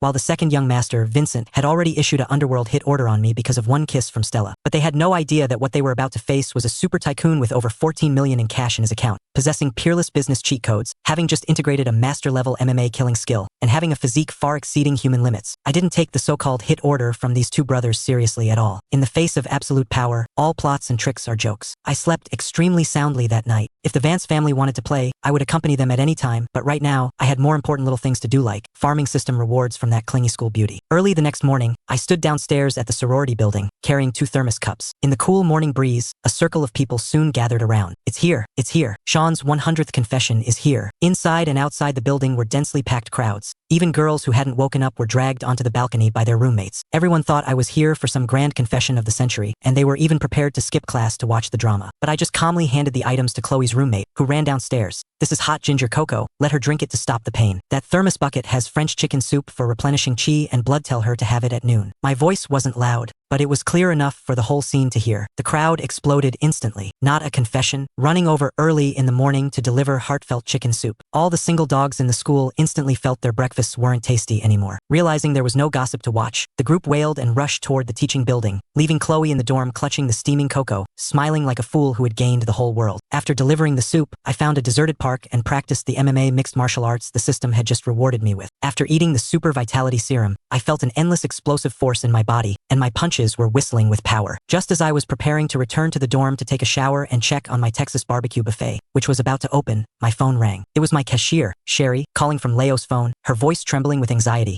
Boss, something happened. The shop was smashed. My brain went buzz, and I sprinted 2 streets to reach the outside of the shop. The newly renovated barbecue shop was now a mess. Tables and chairs were knocked over, and the floor was covered in broken glass. My childhood friend Leo was lying to the side, his head covered in blood, while Sherry was frantically trying to stop the bleeding with a first aid kit. The other 2 part-time girls were already scared silly, huddled in the corner shivering. Who did it? I suppressed the raging fire in my heart. I don't know. A group of people rushed in and started smashing things, and they told Leo to stay away from someone. I immediately sent a 3,000 red packet to every employee in the group chat and told the frightened girls to go home and rest first. When the ambulance arrived, I accompanied Leo as they took him out. But just as I stepped out of the shop, my pupils shrank instantly. The top trim Phaeton parked outside, that car worth over 2 million, that carried the memories of me first meeting Maya had also been smashed into a mangled mess and was completely totaled. Damn it, those bastards. Leo, covered in blood, clenched his fists tightly. I turned to the Boston police who had arrived to investigate, my voice as cold as ice. That car is mine, worth 2.5 million. Aside from the shop, they also smashed the car. You must help me find out who. The police officer gasped, warning me that the other party was ruthless and to be careful of retaliation. After sending Leo off, I suppressed my anger and asked around the university town. Soon, a cafe owner gave me a lead. Mid-30s, scarred face, bald characteristics were definitely the former gang bully of this area Rocco. I was about to provide the lead to the police precinct, but the owner firmly pressed my hand and pointed at the ceiling, hinting that this group had connections above, and reporting it would be useless. I didn't believe it. At noon, I took Sherry to the local police precinct and handed over Rocco's sketch and the lead. The result? The officer who received us didn't even lift his eyelids, lazily playing Tai Chi with us. Your shop doesn't have surveillance. Relying on verbal identification alone can't arrest anyone. It doesn't conform to procedure. Go back and wait for news. We were kicked out directly. Just as I was standing in front of the precinct doubting life, a hooligan-looking yellow-haired youth walked toward us, swaggering into the station. Sherry grabbed my arm violently. Sean. He was one of the people who smashed the shop that day. We hid in the Starbucks across the street and stared intently. Not long after, the yellow-haired youth walked out, and the person personally sending him out and even high-fiving and laughing with him was the very officer who had just dismissed us using procedure. Birds of a feather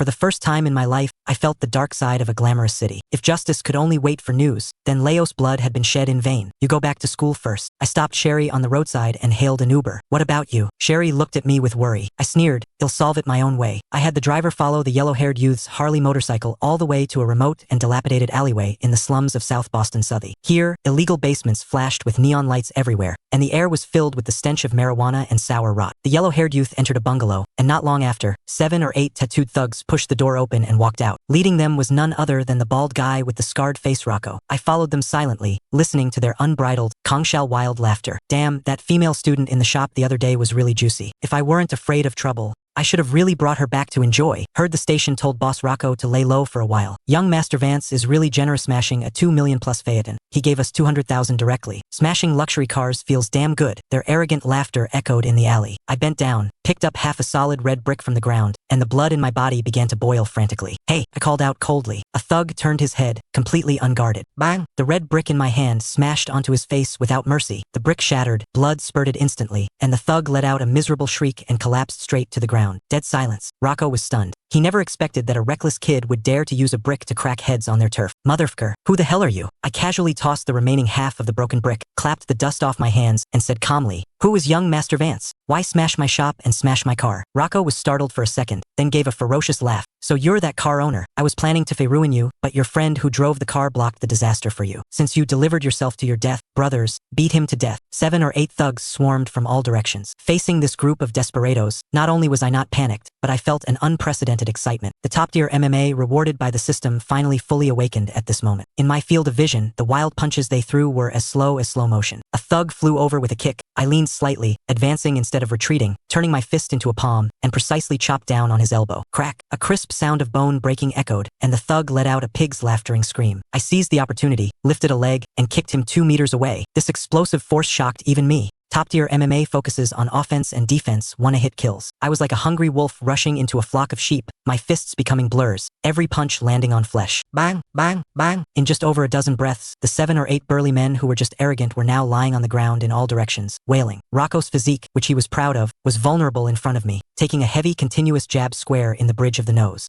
He covered his shattered nose, blood mixed with snot flowing over his hands, retreating again and again, with fear finally appearing in his eyes. I walked toward him step by step, overlooking him from above. Can you tell me now? Who is young Master Vance? Rocco suddenly flashed a ferocious glint in his eyes, pulled a tactical dagger from his waistband, and lunged at me. I was prepared. I lifted my hand to grab his wrist tightly, exerting force suddenly. Clang! The dagger fell to the ground, accompanied by Rocco's miserable wailing, as his wrist was snapped in half by me, dangling limply. I picked up the dagger from the ground and pressed the cold blade against his carotid artery. As the blade just pierced the skin, overflowing with a trace of blood, this gang leader who roamed South Boston felt his legs turn to jelly, and a pool of yellow liquid seeped out from his jeans. He had peed his pants in fear. He'll talk. Donc il me... It's Vincent Vance, the second young master of the Vance Consortium, a medical student. He said you stole his woman and paid us to ruin you. Medical school? Vincent Vance? I wiped the fingerprints off the dagger with disgust, tossed it on the ground, and turned to walk out of the alley. I happened to run into Sherry, who had followed out of concern. She looked at the fallen combatants on the ground, too shocked to speak. Go to the medical school. I hailed a taxi. In the car, Sherry anxiously urged me, Sean, Vincent is the young master of the Vance family, with immense power across the East Coast. You can't afford to offend him. You can't be this impulsive. I didn't even look at her, my tone as cold as ice. Just because he has power, I deserve to be bullied? Leo can't be beaten for nothing. 10 minutes later, the taxi stopped at the school gate of Westbrook Medical School. It was packed with people, extremely lively. In the center of the crowd, the arrogant Vincent was wearing a pure white suit, enjoying the screams of the girls around him. Under his command, a truck slowly unloaded a brand new Maserati sports car. Next to him, his own red Ferrari was parked. Vincent held a large bouquet of roses, walking confidently to the center of the crowd, to Stella, the Ice Mountain school beauty. Stella, this Maserati I just bought is for you. Be my girlfriend. The boys around were insanely jealous, and the girls screamed and teased, get together, get together. But Stella was full of disgust, coldly throwing out a line. Stop bothering me. I don't like you at all. Nothing else? I'm leaving. Vincent had been pampered since childhood. When had he ever suffered such treatment? His face instantly darkened. Why? Stella didn't hold back, hitting him in public. Because you're too ugly. The entire place erupted a fatal blow. Vincent's facial muscles twitched crazily. burning with rage. He was just about to erupt when a voice suddenly exploded from outside the crowd. She said, "You're too ugly. Are you deaf and can't hear?" I pushed through the crowd forcefully and walked in. Vincent had just roared "Who?" But I didn't waste a single word, leaped into the air, and kicked him hard in the chest. Bang! The dignified young master of the Vance family flew out like a tattered sack, landing face first in a dogshit posture on the ground, head first into the rose bushes, his arms bleeding from the thorns. Dead silence. Everyone was stunned. Even the mouths of those cheering hadn't had time to close. Stella saw me, first shocked, then rushed over full of joy to grab my hand. "Sean, you're here. Listen to my explanation. I have nothing to do with him." Vincent, lying on the ground, spat out a mouthful of muddy blood. Seeing Stella holding my hand tightly, he felt his head turning green, and his face twisted with rage. "It's you. You're the owner of that junk VW? That trash Rocco, he couldn't even manage to beat a guy right." He completely ripped off the mask, pointing at me and roaring hysterically. "I was the one who sent people to smash your shop, smash your car, beat your people, beat him to death. He'll take responsibility for whatever happens." Several bodyguards who usually acted as accomplices to Vincent immediately rolled up their sleeves and rushed at me. I hadn't enjoyed the alley fight enough. Facing this group of suit-clad bodyguards raised in greenhouses, I was too lazy to even dodge. With a cross-arm deformation of grappling, the crisp sound of dislocated bones accompanied by screams resounded at the school gate. In the blink of an eye, Vincent's lackeys were all lying on the ground wailing. Vincent was completely bewildered. He thought I would beg for mercy on my knees, but his men had been wiped out. "You, what are you doing?" Watching me approach step by step, he finally panicked. "I'm the young master of the Vance Consortium. You dare hit me? Idiot." I spat out 2 words coldly, moved forward in a sprint, and kicked him over again. This time, I didn't hold back, stepping firmly on his face, grinding my soul against his mouth. Vincent's white suit was already covered in mud and blood, issuing garbled screams. "Let me go.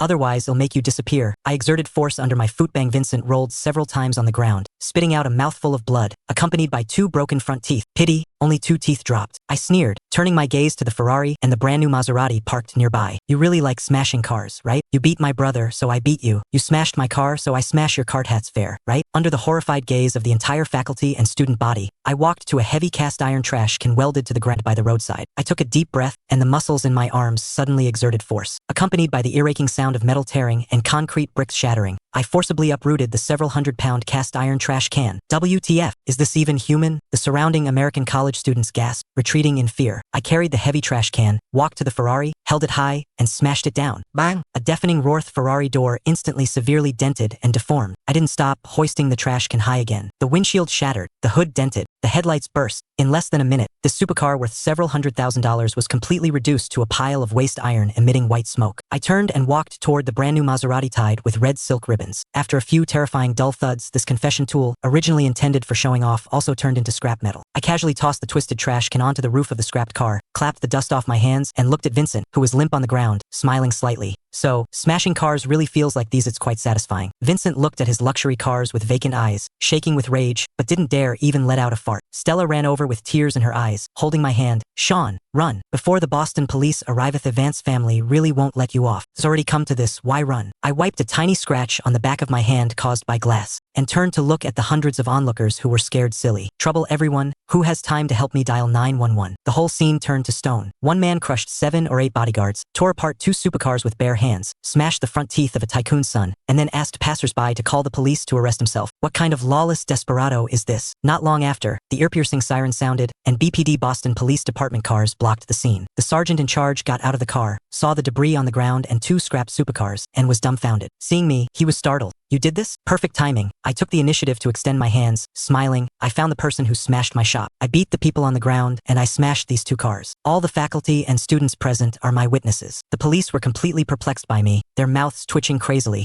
Take him away." Cold handcuffs fell on my wrists, and I calmly sat in the police car. And what I didn't know was that in the half hour after the police car left, the video of me taking on 8, kicking a rich second generation, and tearing apart 2 luxury cars with bare hands had completely exploded across all college forums in Boston and even the entire United States. Asian hunk takes on 8, smashes 2 luxury cars worth millions. Most satisfying counterattack of the year. A trash can wipes out Vance Consortium's supercars. Countless boys saw me as a god of war, and countless girls watched the handsome figure of me smashing the car without changing my expression in the video, screaming wildly and licking the screen. At the same time, inside a VIP ward at Massachusetts General Hospital, with missing front teeth and a swollen face, Vincent was crying and complaining to a white youth who was elegantly dressed and had an extremely gloomy aura. "Brother, you must take revenge for me. I want that brat named Sean dead. This youth was none other than the true young master of the Vance family, Julian Vance, the mastermind behind the scenes who was forcing Mia into marriage. Julian kept a cold face, taking the iPad handed over by his subordinate. What played on the screen was the scene of Vincent arrogantly barking before I smashed the car. I was the one who sent people to smash your shop, smash your car, beat him to death. He'll take responsibility for whatever happens. After watching the video, Julian's eyes were cold to the extreme, and with a backhand, he gave a loud slap, hitting Vincent's already swollen face hard. Brother, why did you hit me? Vincent was beaten into a stupor. Are you brain dead? Julian roared in disappointment. You dare say such things about hiring thugs to smash a shop and hurt people in front of hundreds of people? Do you know how many pairs of eyes from the FBI and other groups are watching the Vance group now? Some things can be done, but they must never be said. Clear the video online for me immediately. After teaching his stupid brother a lesson, Julian stared at my face paused on the screen, a hint of intense killing intent flashing in his eyes. And at this moment, in the police station interrogation room, I was lazily sitting in a chair, urging the police officer in front of me to quickly arrest Vincent, who hired the thugs. Just then, the door of the interrogation room was pushed open violently. A middle-aged white police captain, Captain Harris, walked in with big strides, slammed the table hard with a bang, pointed at my nose and roared sternly. You dared to provoke trouble in the street and beat young Master Vance, and you also intentionally damaged millions of dollars of property. You have big guts. Looking at this captain who was clearly bought off by the Vance family, a sneer hooked at the corner of my mouth. I sat calmly in the interrogation chair, stating the facts with a sneer.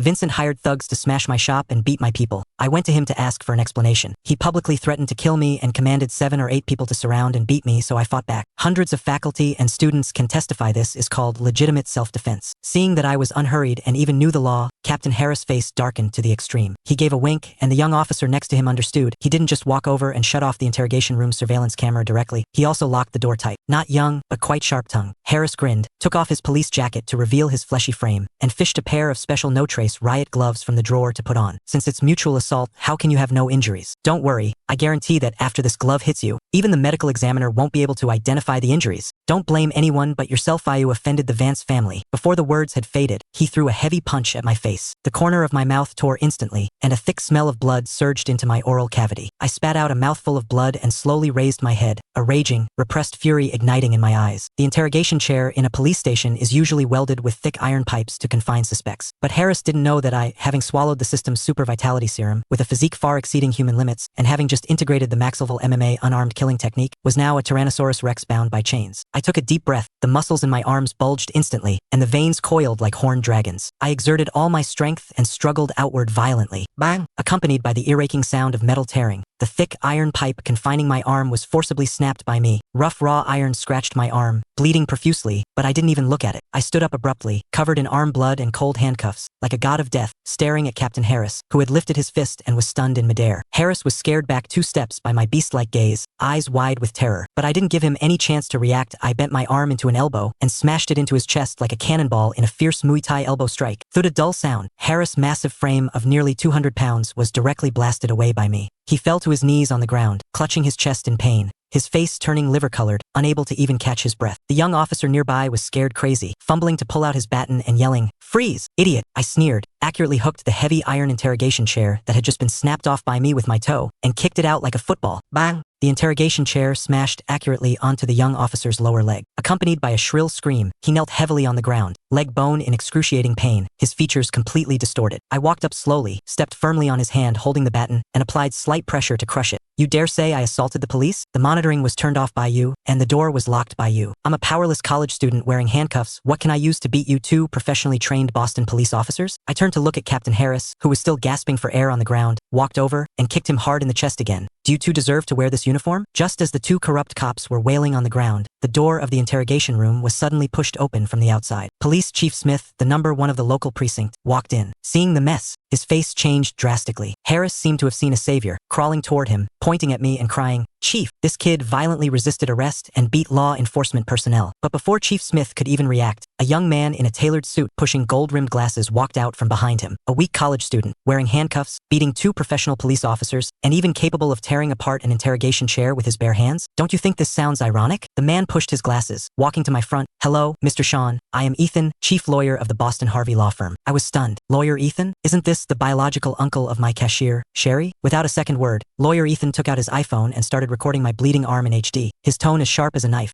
"Chief Smith, my client's arm is bleeding in your interrogation room, and the surveillance was artificially turned off. Can I reasonably suspect that you are conducting corporal punishment, seriously violating the constitutional amendment?" Harris was anxious, lifting his clothes to show the bruised chest ID left him. Bullshit, it was clearly us who were beaten. Ethan was not only not panicked, but gave a cold laugh. Chief Smith, it seems the style of your precinct is very problematic. Not only did you shut off monitoring and abuse your power, but now you are even attempting to frame my handcuffed client by self-mutilation. If this is the case, I will represent my client and formally sue the Boston Police Department for illegal law enforcement. Hearing the word sue, Chief Smith's face turned green. Ethan was the top ceiling of the Massachusetts legal world. If he bit down, the entire police station would face a severe investigation by the Internal Affairs Division IAD. Chief Smith instantly put on a smiling face, changing his face on the spot. Misunderstanding. Lawyer Ethan, it's a misunderstanding. These two people are actually just temporary outsourced security personnel in our bureau. Their personal behavior has nothing to do with our BPD. 1 second a captain, the next second an outsourced temp. Hearing this sentence, Harris saw black, completely paralyzed on the ground. The police rank head spent 6 years of hard work climbing was completely stripped away today because he stood up for the Vance family, his future ruined. In just a few words, Ethan turned things around, not only letting me walk out of the police station unscathed, but even making the other side swallow their grievances. Stepping out the gate, Sherry was waiting outside, her anxious heart finally settling. And Ethan shed the cautious, high-end lawyer persona he had inside, laughing and patting my shoulder. Brother, you're too awesome. Beating corrupt cops while handcuffed, and beating Vincent until he lost his teeth. I've long found those two Vance brothers a pain in the ass. I looked at this lawyer whose personality changed in seconds, speechless. But the news that I was released without bail was like a heavy bomb, completely detonating Boston's wealthy circle. The young master of the Vance Consortium's eldest brother Julian, who was currently forcing Mia into marriage, was cold-eyed upon learning that his younger brother had been beaten into a cripple, and the person who bailed him out was lawyer Ethan of the Johnson family. He immediately dialed the number of the current head of the Johnson family, MIA's biological father, to test him. MIA's father picked up the phone, scared into a cold sweat. He thought that by forbidding Mia from leaving the estate and cutting off the Wi-Fi, he could cover up the secret that Mia had been running around with me for the past few days. At this moment, hearing my name from Julian's mouth, he was terrified that the scandal of wearing a green hat before the wedding would be exposed. When he learned that Julian was just testing because I beat his brother, MA's father breathed a sigh of relief, frantically demeaning Sean to be worthless, frantically distancing himself. Don't worry, Julian, I haven't seen this poor brat. It's all Ethan's wishful thing. Kinjit has nothing to do with our family. Let's put the wedding of you and Mia on the schedule next week. Hanging up the phone, MIA's father trembled with rage, immediately calling Ethan and Sherry back to the estate to lecture them, warning them that they must never have any relationship with me again. And at this moment, Mia, who was under house arrest in the estate, was like a caged canary that had lost its freedom, sitting by the bed, dazed. Her younger sister, Sherry, sneaked into her room and vividly recounted the heroic feat of me taking on a gang single-handedly in an alley and beating Vincent until he lost his teeth at the school gate. As Mia listened, amazing radiance suddenly burst into her dimmed eyes. Her long, black-stockinged legs kicked wildly on the bed in excitement, her mouth unable to stop curling upward. The two brothers in the Vance family were both not good people, but now they were beaten up by me in public. It was simply too satisfying. But after the joy, Mia felt deep worry, looking at our past photos on her phone, whispering to herself, Sean, the Vance family absolutely will not let this reach to you. The savior must stay safe. Not just Mia. Inside the Westbrook University sorority, things were a total mess. The video of me taking on 8 and tearing apart a luxury car with bare hands had already gone viral. Chloe, the cold school beauty, looked at the ruthless, fist-o-flesh way I fought off several attackers in the video, not only not feeling that I was violent, but getting teary-eyed with worry. When she heard her friends analyzing that I was facing a huge claim of $1 million for destroying the Ferrari and Maserati, the girl couldn't sit still at all. She immediately dialed my number, her voice thick with thick tears. Sean, do you have money to compensate them? If not, don't be afraid, I'll help you pay. My family is very rich. Her girlfriends nearby were all stunned. $1 million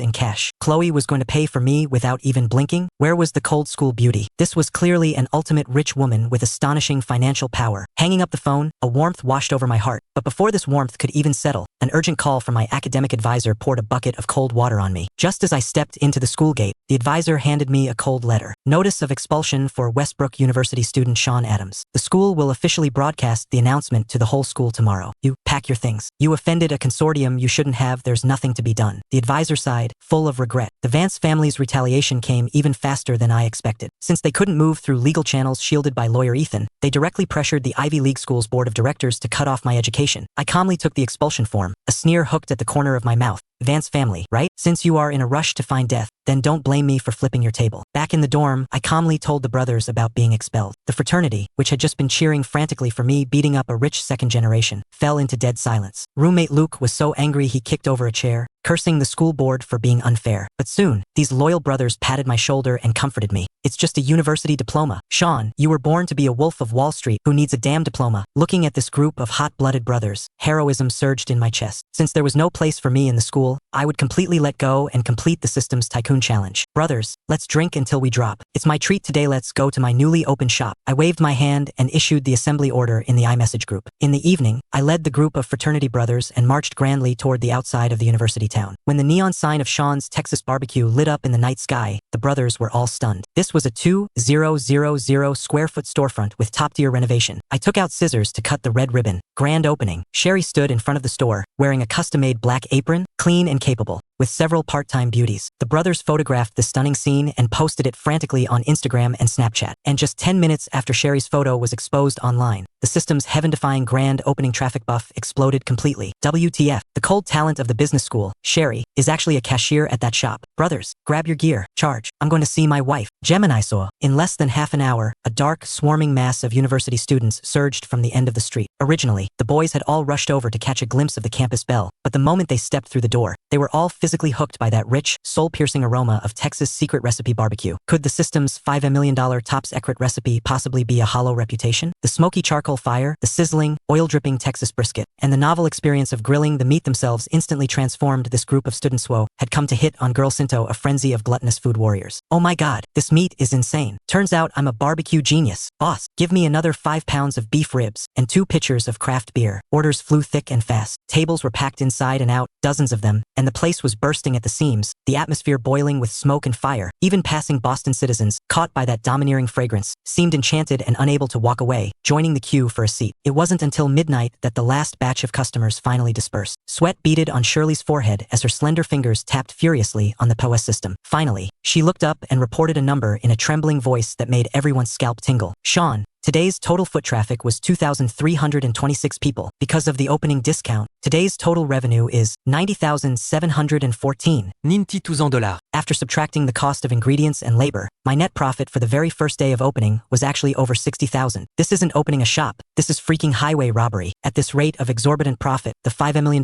profit mission required by the system can absolutely be completed ahead of schedule within a few months. By then, once I have the urban planning maps for Boston for the coming year, the mere Vance Financial Group won't even be a bedbug in my eyes. I suppressed the wild joy in my heart, settled the shop's chores, and personally escorted Shirley safely back to her dormitory. In the early hours of the morning, the streets were deserted. I walked back to the barbecue shop alone, preparing to pull down the rolling shutter to head to a hotel for some rest. Just then, piercing high-beam headlights suddenly cut through the night, shining directly on my face. A black, long-wheelbase Rolls-Royce Phantom stopped by the roadside as silently as a ghost. The car doors opened, and several cold-faced bodyguards in suits and leather shoes stepped out, directly cutting off all my exits. The leader of the men in black stared at me coldly, his voice carrying a command that brooked no argument. "You're Sean, right? Our boss, Julian Vance, wants to see you." Faced with this condescending command, I let out a cold laugh. Was this eldest son of the Vance family here to avenge his younger brother? Seeing that I remained unmoved, the bodyguard arrogantly ordered me to go to Massachusetts General Hospital right now to kneel and apologize to Vincent. Apologize? I dropped a bullshit and turned to leave without looking back. The bodyguard was enraged and reached out to grab me. With one hand, I gripped his wrist like a steel pincer. As the bones made an unbearable creaking sound, the lackey grimaced in pain, cold sweat pouring down his face. I tossed him aside. The Vance family,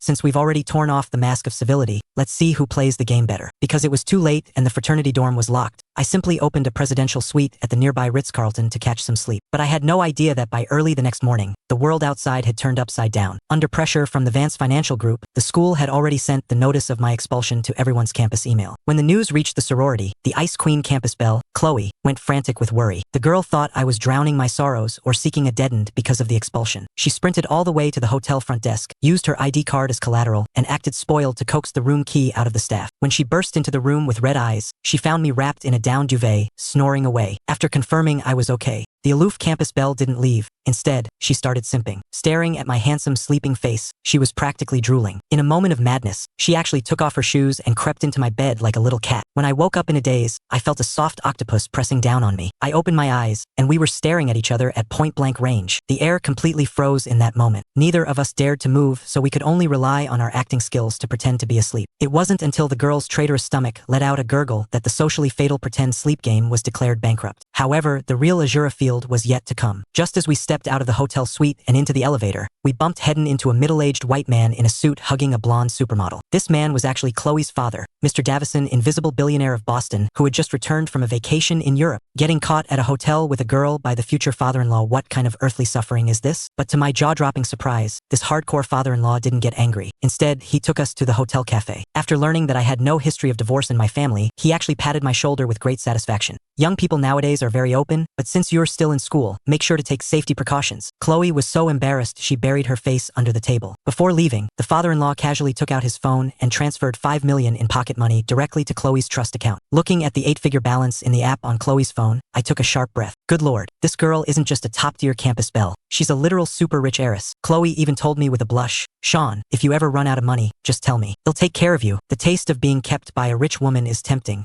but I am a man with a god-tier tycoon system. After bidding farewell to Chloe, I returned to the school dorm and calmly packed my luggage. My brothers surrounded me, filled with righteous indignation, but I just patted their shoulders nonchalantly. It's just a university diploma. Does the Vance family think they can ruin me with just this? Naive. I took an Uber straight to the $10 million luxury mansion rewarded by the Sistemth Oasis Cove Villa in Boston's wealthy district. But just as I reached the door, I froze. The villa was bustling with people, lights were flashing, and several massive Hollywood-grade cameras were set up in the living room. A group of glitzy male and female stars were sitting on my leather sofas, chatting and laughing. "Who are you? This is a Hollywood film set. No unauthorized entry." Production assistant ran over arrogantly, trying to kick me out. "I am the owner of this villa. Who gave you permission to come in?" My face instantly darkened. The pot-bellied director Clark walked over, his face full of disdain. "We rented this villa from the property management. Where did this penniless student come from to try and scam us? Throw him out." Several stuntmen from the crew immediately rolled up their sleeves and lunged at me. I laughed out of sheer anger. Today, it seems every Tom, Dick, and Harry thinks they can step on me. My maxed-out top-tier MMA proficiency exploded instantly. I sidestepped a heavy punch and countered with a sharp hook straight to the opponent's jaw. Bang! The 200-pound brute flew 5 meters away like a broken kite. In less than 10 seconds, the previously invincible stuntmen were all lying on the floor wailing. The entire crew fell into a dead silence. Those previously high and mighty third-tier Hollywood stars shrunk into the corners, not even daring to breathe. I pulled up a chair and sat grandly at the villa entrance, locking the door behind me. "Before the Boston police arrive, none of you are leaving." I summoned the system and pulled up a detailed inventory of the house. I was shocked by what I saw. This villa provided by the system was packed with legendary items. A 50,000 handmade Italian mattress, top-tier solid mahogany furniture, and most importantly, I saw several shattered wine bottles lying haphazardly on the table in front of those actors. That was 1982 top-tier Chateau Mouton Rothschild and the 1945 legendary Romani Conti DRC, of which fewer than 3 bottles exist in the world and which had once fetched astronomical prices at Sotheby's. These idiots, while filming, were actually smashing my priceless wine just for the sound effect. I didn't hesitate to dial the number of Ethan, the chief attorney of Massachusetts and Shirley's uncle. In less than 10 minutes, Ethan arrived at the scene in his Porsche 911. When he saw the shattered bottles of legendary DRC on the floor, the usually suave lawyer's eyes turned red, and the veins on his neck bulged. These animals, they smashed $10 million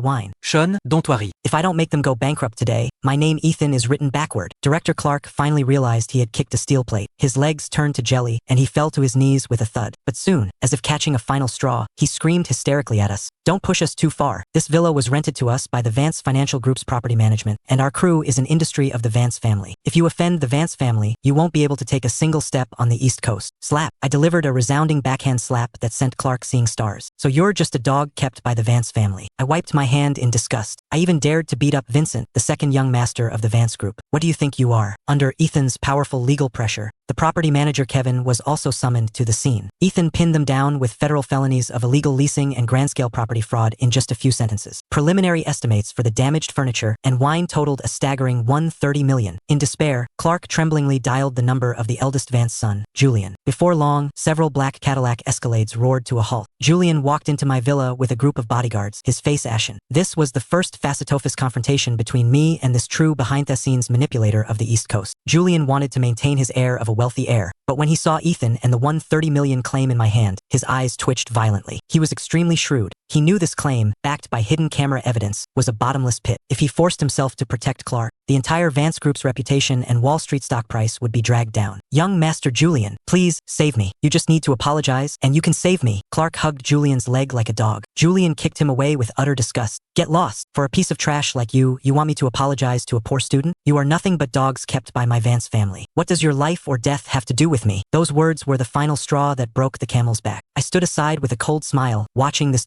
dog show. When people are in despair, they often don't hate the person who pushed them into the abyss. Most they hate the person who had the power to save them but stood by and did nothing. The abandoned Clark's eyes instantly turned bloodshot, an insane murderous intent exploding in his gaze. He suddenly pulled a sharp piece of shattered wine bottle glass from his sleeve and, like a cornered beast, lunged at Julian with a roar. Julian Vance, since you want me dead, let's go to hell together. Pucci. The sharp glass shard stabbed deep into Julian's abdomen. Blood instantly stained his custom-made white shirt. The entire place was horrified. Julian clutched his stomach, retreating in agony, his eyes full of disbelief. The bodyguards pounced like madmen to pin Clark to the ground. Julian was hoisted into a car and rushed to the hospital for emergency surgery. Meanwhile, standing in the blood-stained living room, Ethan and I shared a smile. Without shedding my own blood, I had used another's hand to heavily wound the Vance family and secured a legal claim for over $100 million.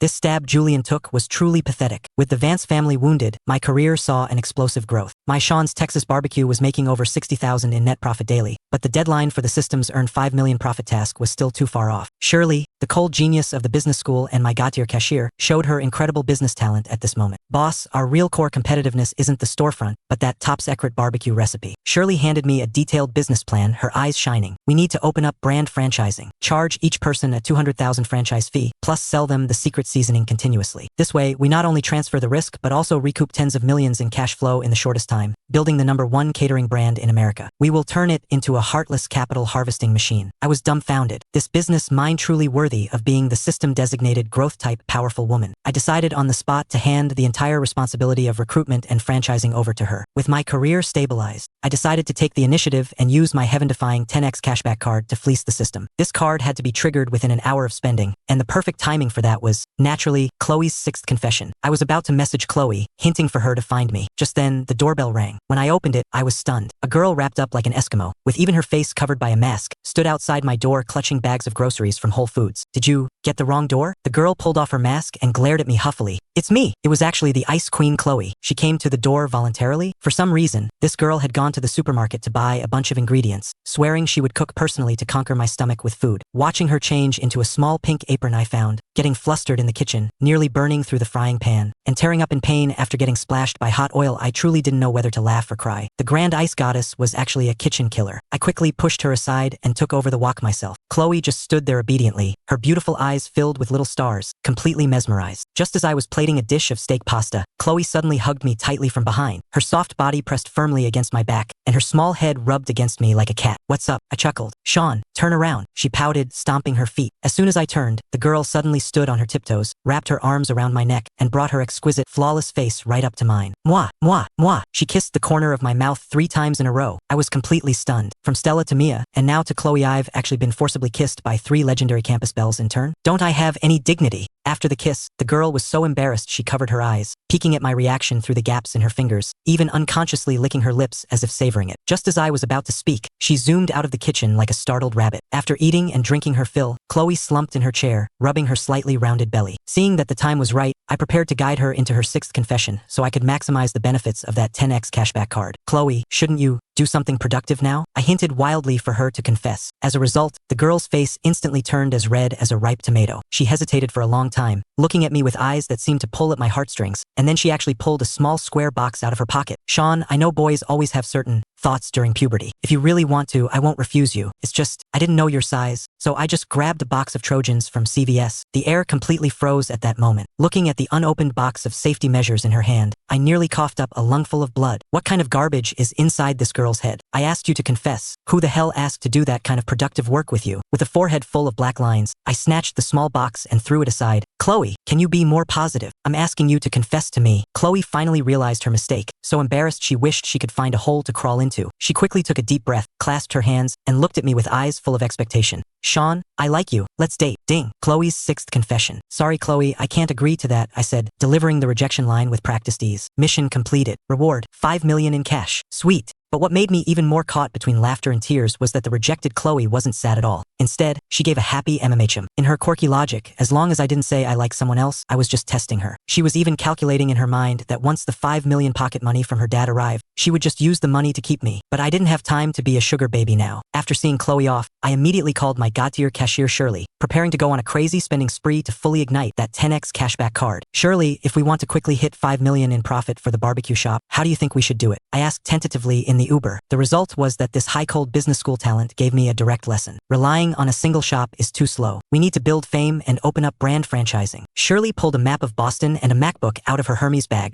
her eyes flashing with a terrifying business acumen. We control the core secret seasoning. Each franchise paye 200,000 plus onguin si azonine fait. Once we spread to 50 shops, that's 10 million in cash flow. We then use that money to sponsor a Super Bowl ad and turn Star-Rated Barbecue into America's #1 catering empire. I sucked in a breath, worthy of the system-selected growth-type powerhouse. This business brain is simply a money-printing monster. I decided on the spot. Go and secure the leases for those 50 shops immediately. We went to Boston's old-school Apex Real Estate. Upon entering, a snobbish senior account manager saw us as two poor students and was not only cold but prepared to kick us out. Finally, only a bottom-tier junior agent named Tommy ran over politely to assist us. "Mr. Sean, are you really looking to rent shops?" Tommy asked tentatively. "No more nonsense. The top 50 golden locations in Boston with the highest foot traffic, I'm renting them all today," I said flatly. Tommy's jaw nearly hit the floor. Afterward, he treated us like honored ancestors, taking us to see several prime commercial properties. Shirley used her computer to calculate precisely. She knew every district like the back of her hand, and even her haggling hit the opponent's bottom line. The funniest part was when we looked at a prime shop outside Boston Common. Tommy's eyes turned red. "Brother Sean, to be honest, I was saving this shop to open a cosmetics store with my girlfriend. But a while ago, she gave me a green hat, cheated on me, and ran off with someone else." Shirley and I suppressed our laughter and patted his shoulder. "Stay strong, brother. I'm taking this shop." After an afternoon of scouting, we preliminary finalized 50 prime commercial locations. The total rent for 1 year was exactly 21 million. The next day, Tommy drove his battered old used Toyota to pick me up for the real estate company, eager as could be. The moment I stepped through the doors, the scene stunned me. That same Dough Guy's manager from yesterday was now standing at the door like a grandson, smiling so hard the wrinkles on his face could crush a fly. "Oh, Mr. Sean is here. Welcome. Quick,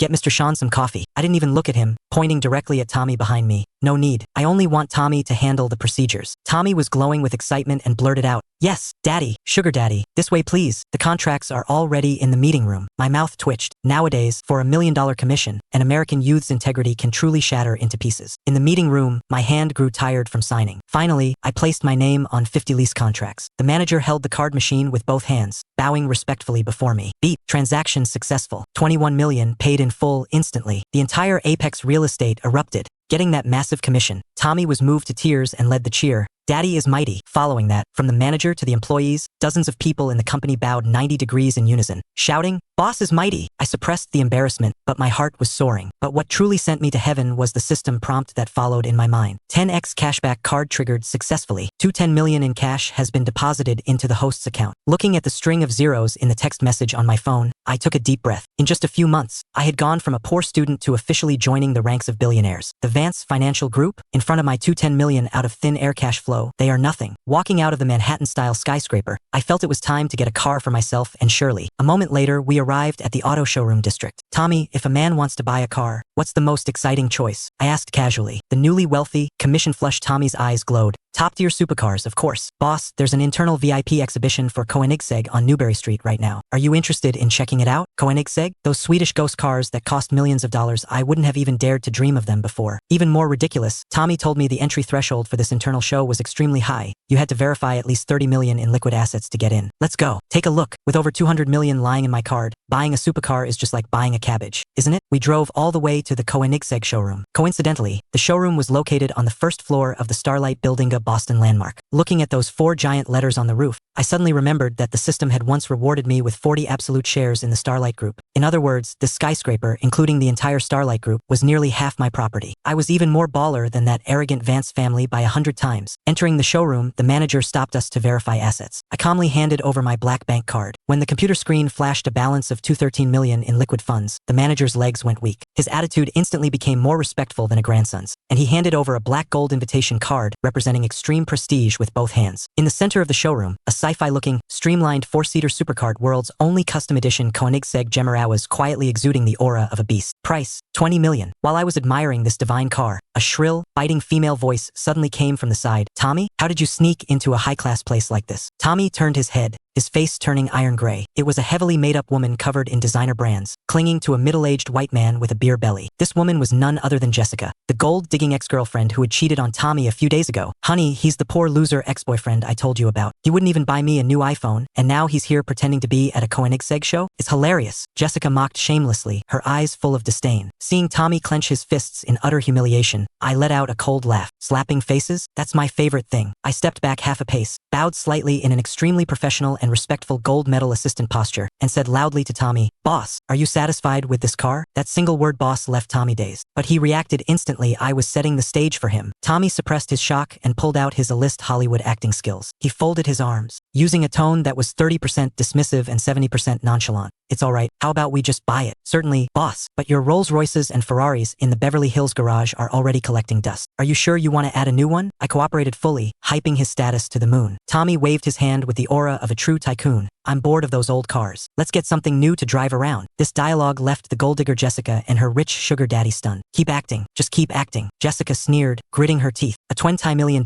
car? You think a loser like him can afford it? Let's see how you finish this show." I ignored her and turned to the stunned salesperson, snapping my fingers. "Process the paperwork. You'll pay for this car in full on behalf of my boss." The staff member's voice was shaking with excitement as he immediately brought over the card machine. Under Jessica's wide-eyed, death-glaring gaze, I pulled the black card from my pocket and smoothly entered the PIN. Beep. Payment successful. 20 million has been received. The crisp electronic prompt was like a resounding, invisible slap to the woman's face. She was struck as if by lightning, staring at Tommy in a daze, her hand slipping weakly from the rich man's arm. A $20 million top-tier supercar, buying it in full without even blinking. She never dreamed that the poor loser she kicked away was actually a hidden billionaire tycoon. Her regret was eating her alive. Just as she was questioning her life choices, a suave man walked through the showroom doors. It was Ethan Shirley's uncle, Boston's top lawyer, and the vice president of the Starlight Group. "Sean, what are you doing here?" Ethan greeted me with a smile. I quickly shot him a look. "VP Ethan, I'm here accompanying President Tommy to look at cars." Ethan was incredibly sharp. Following my gaze to Tommy, he immediately understood I was helping a brother flex. He stepped forward and shook Tommy's hand with immense warmth. "Oh man, so it's President Tommy. My apologies for the late welcome." However, when Ethan's gaze swept over Richard, the man with the gold digger, he paused, his brow furrowing.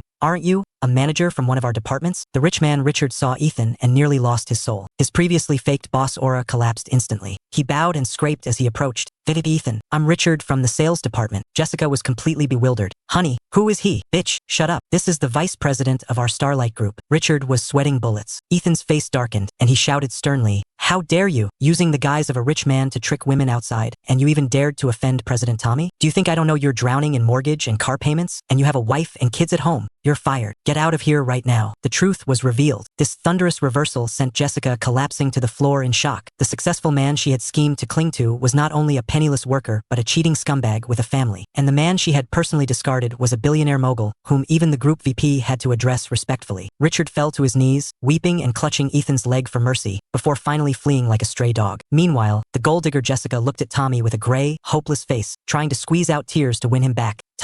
Tommy gave her a cold, indifferent glance, didn't say a single word, and sat into the 20 million Koenigsegg. The showroom security rushed up without mercy and threw the green tea bitch out like trash. Watching this satisfying scene, I smiled and stroked the steering wheel of the supercar. "Vance family, your doomsday is coming soon."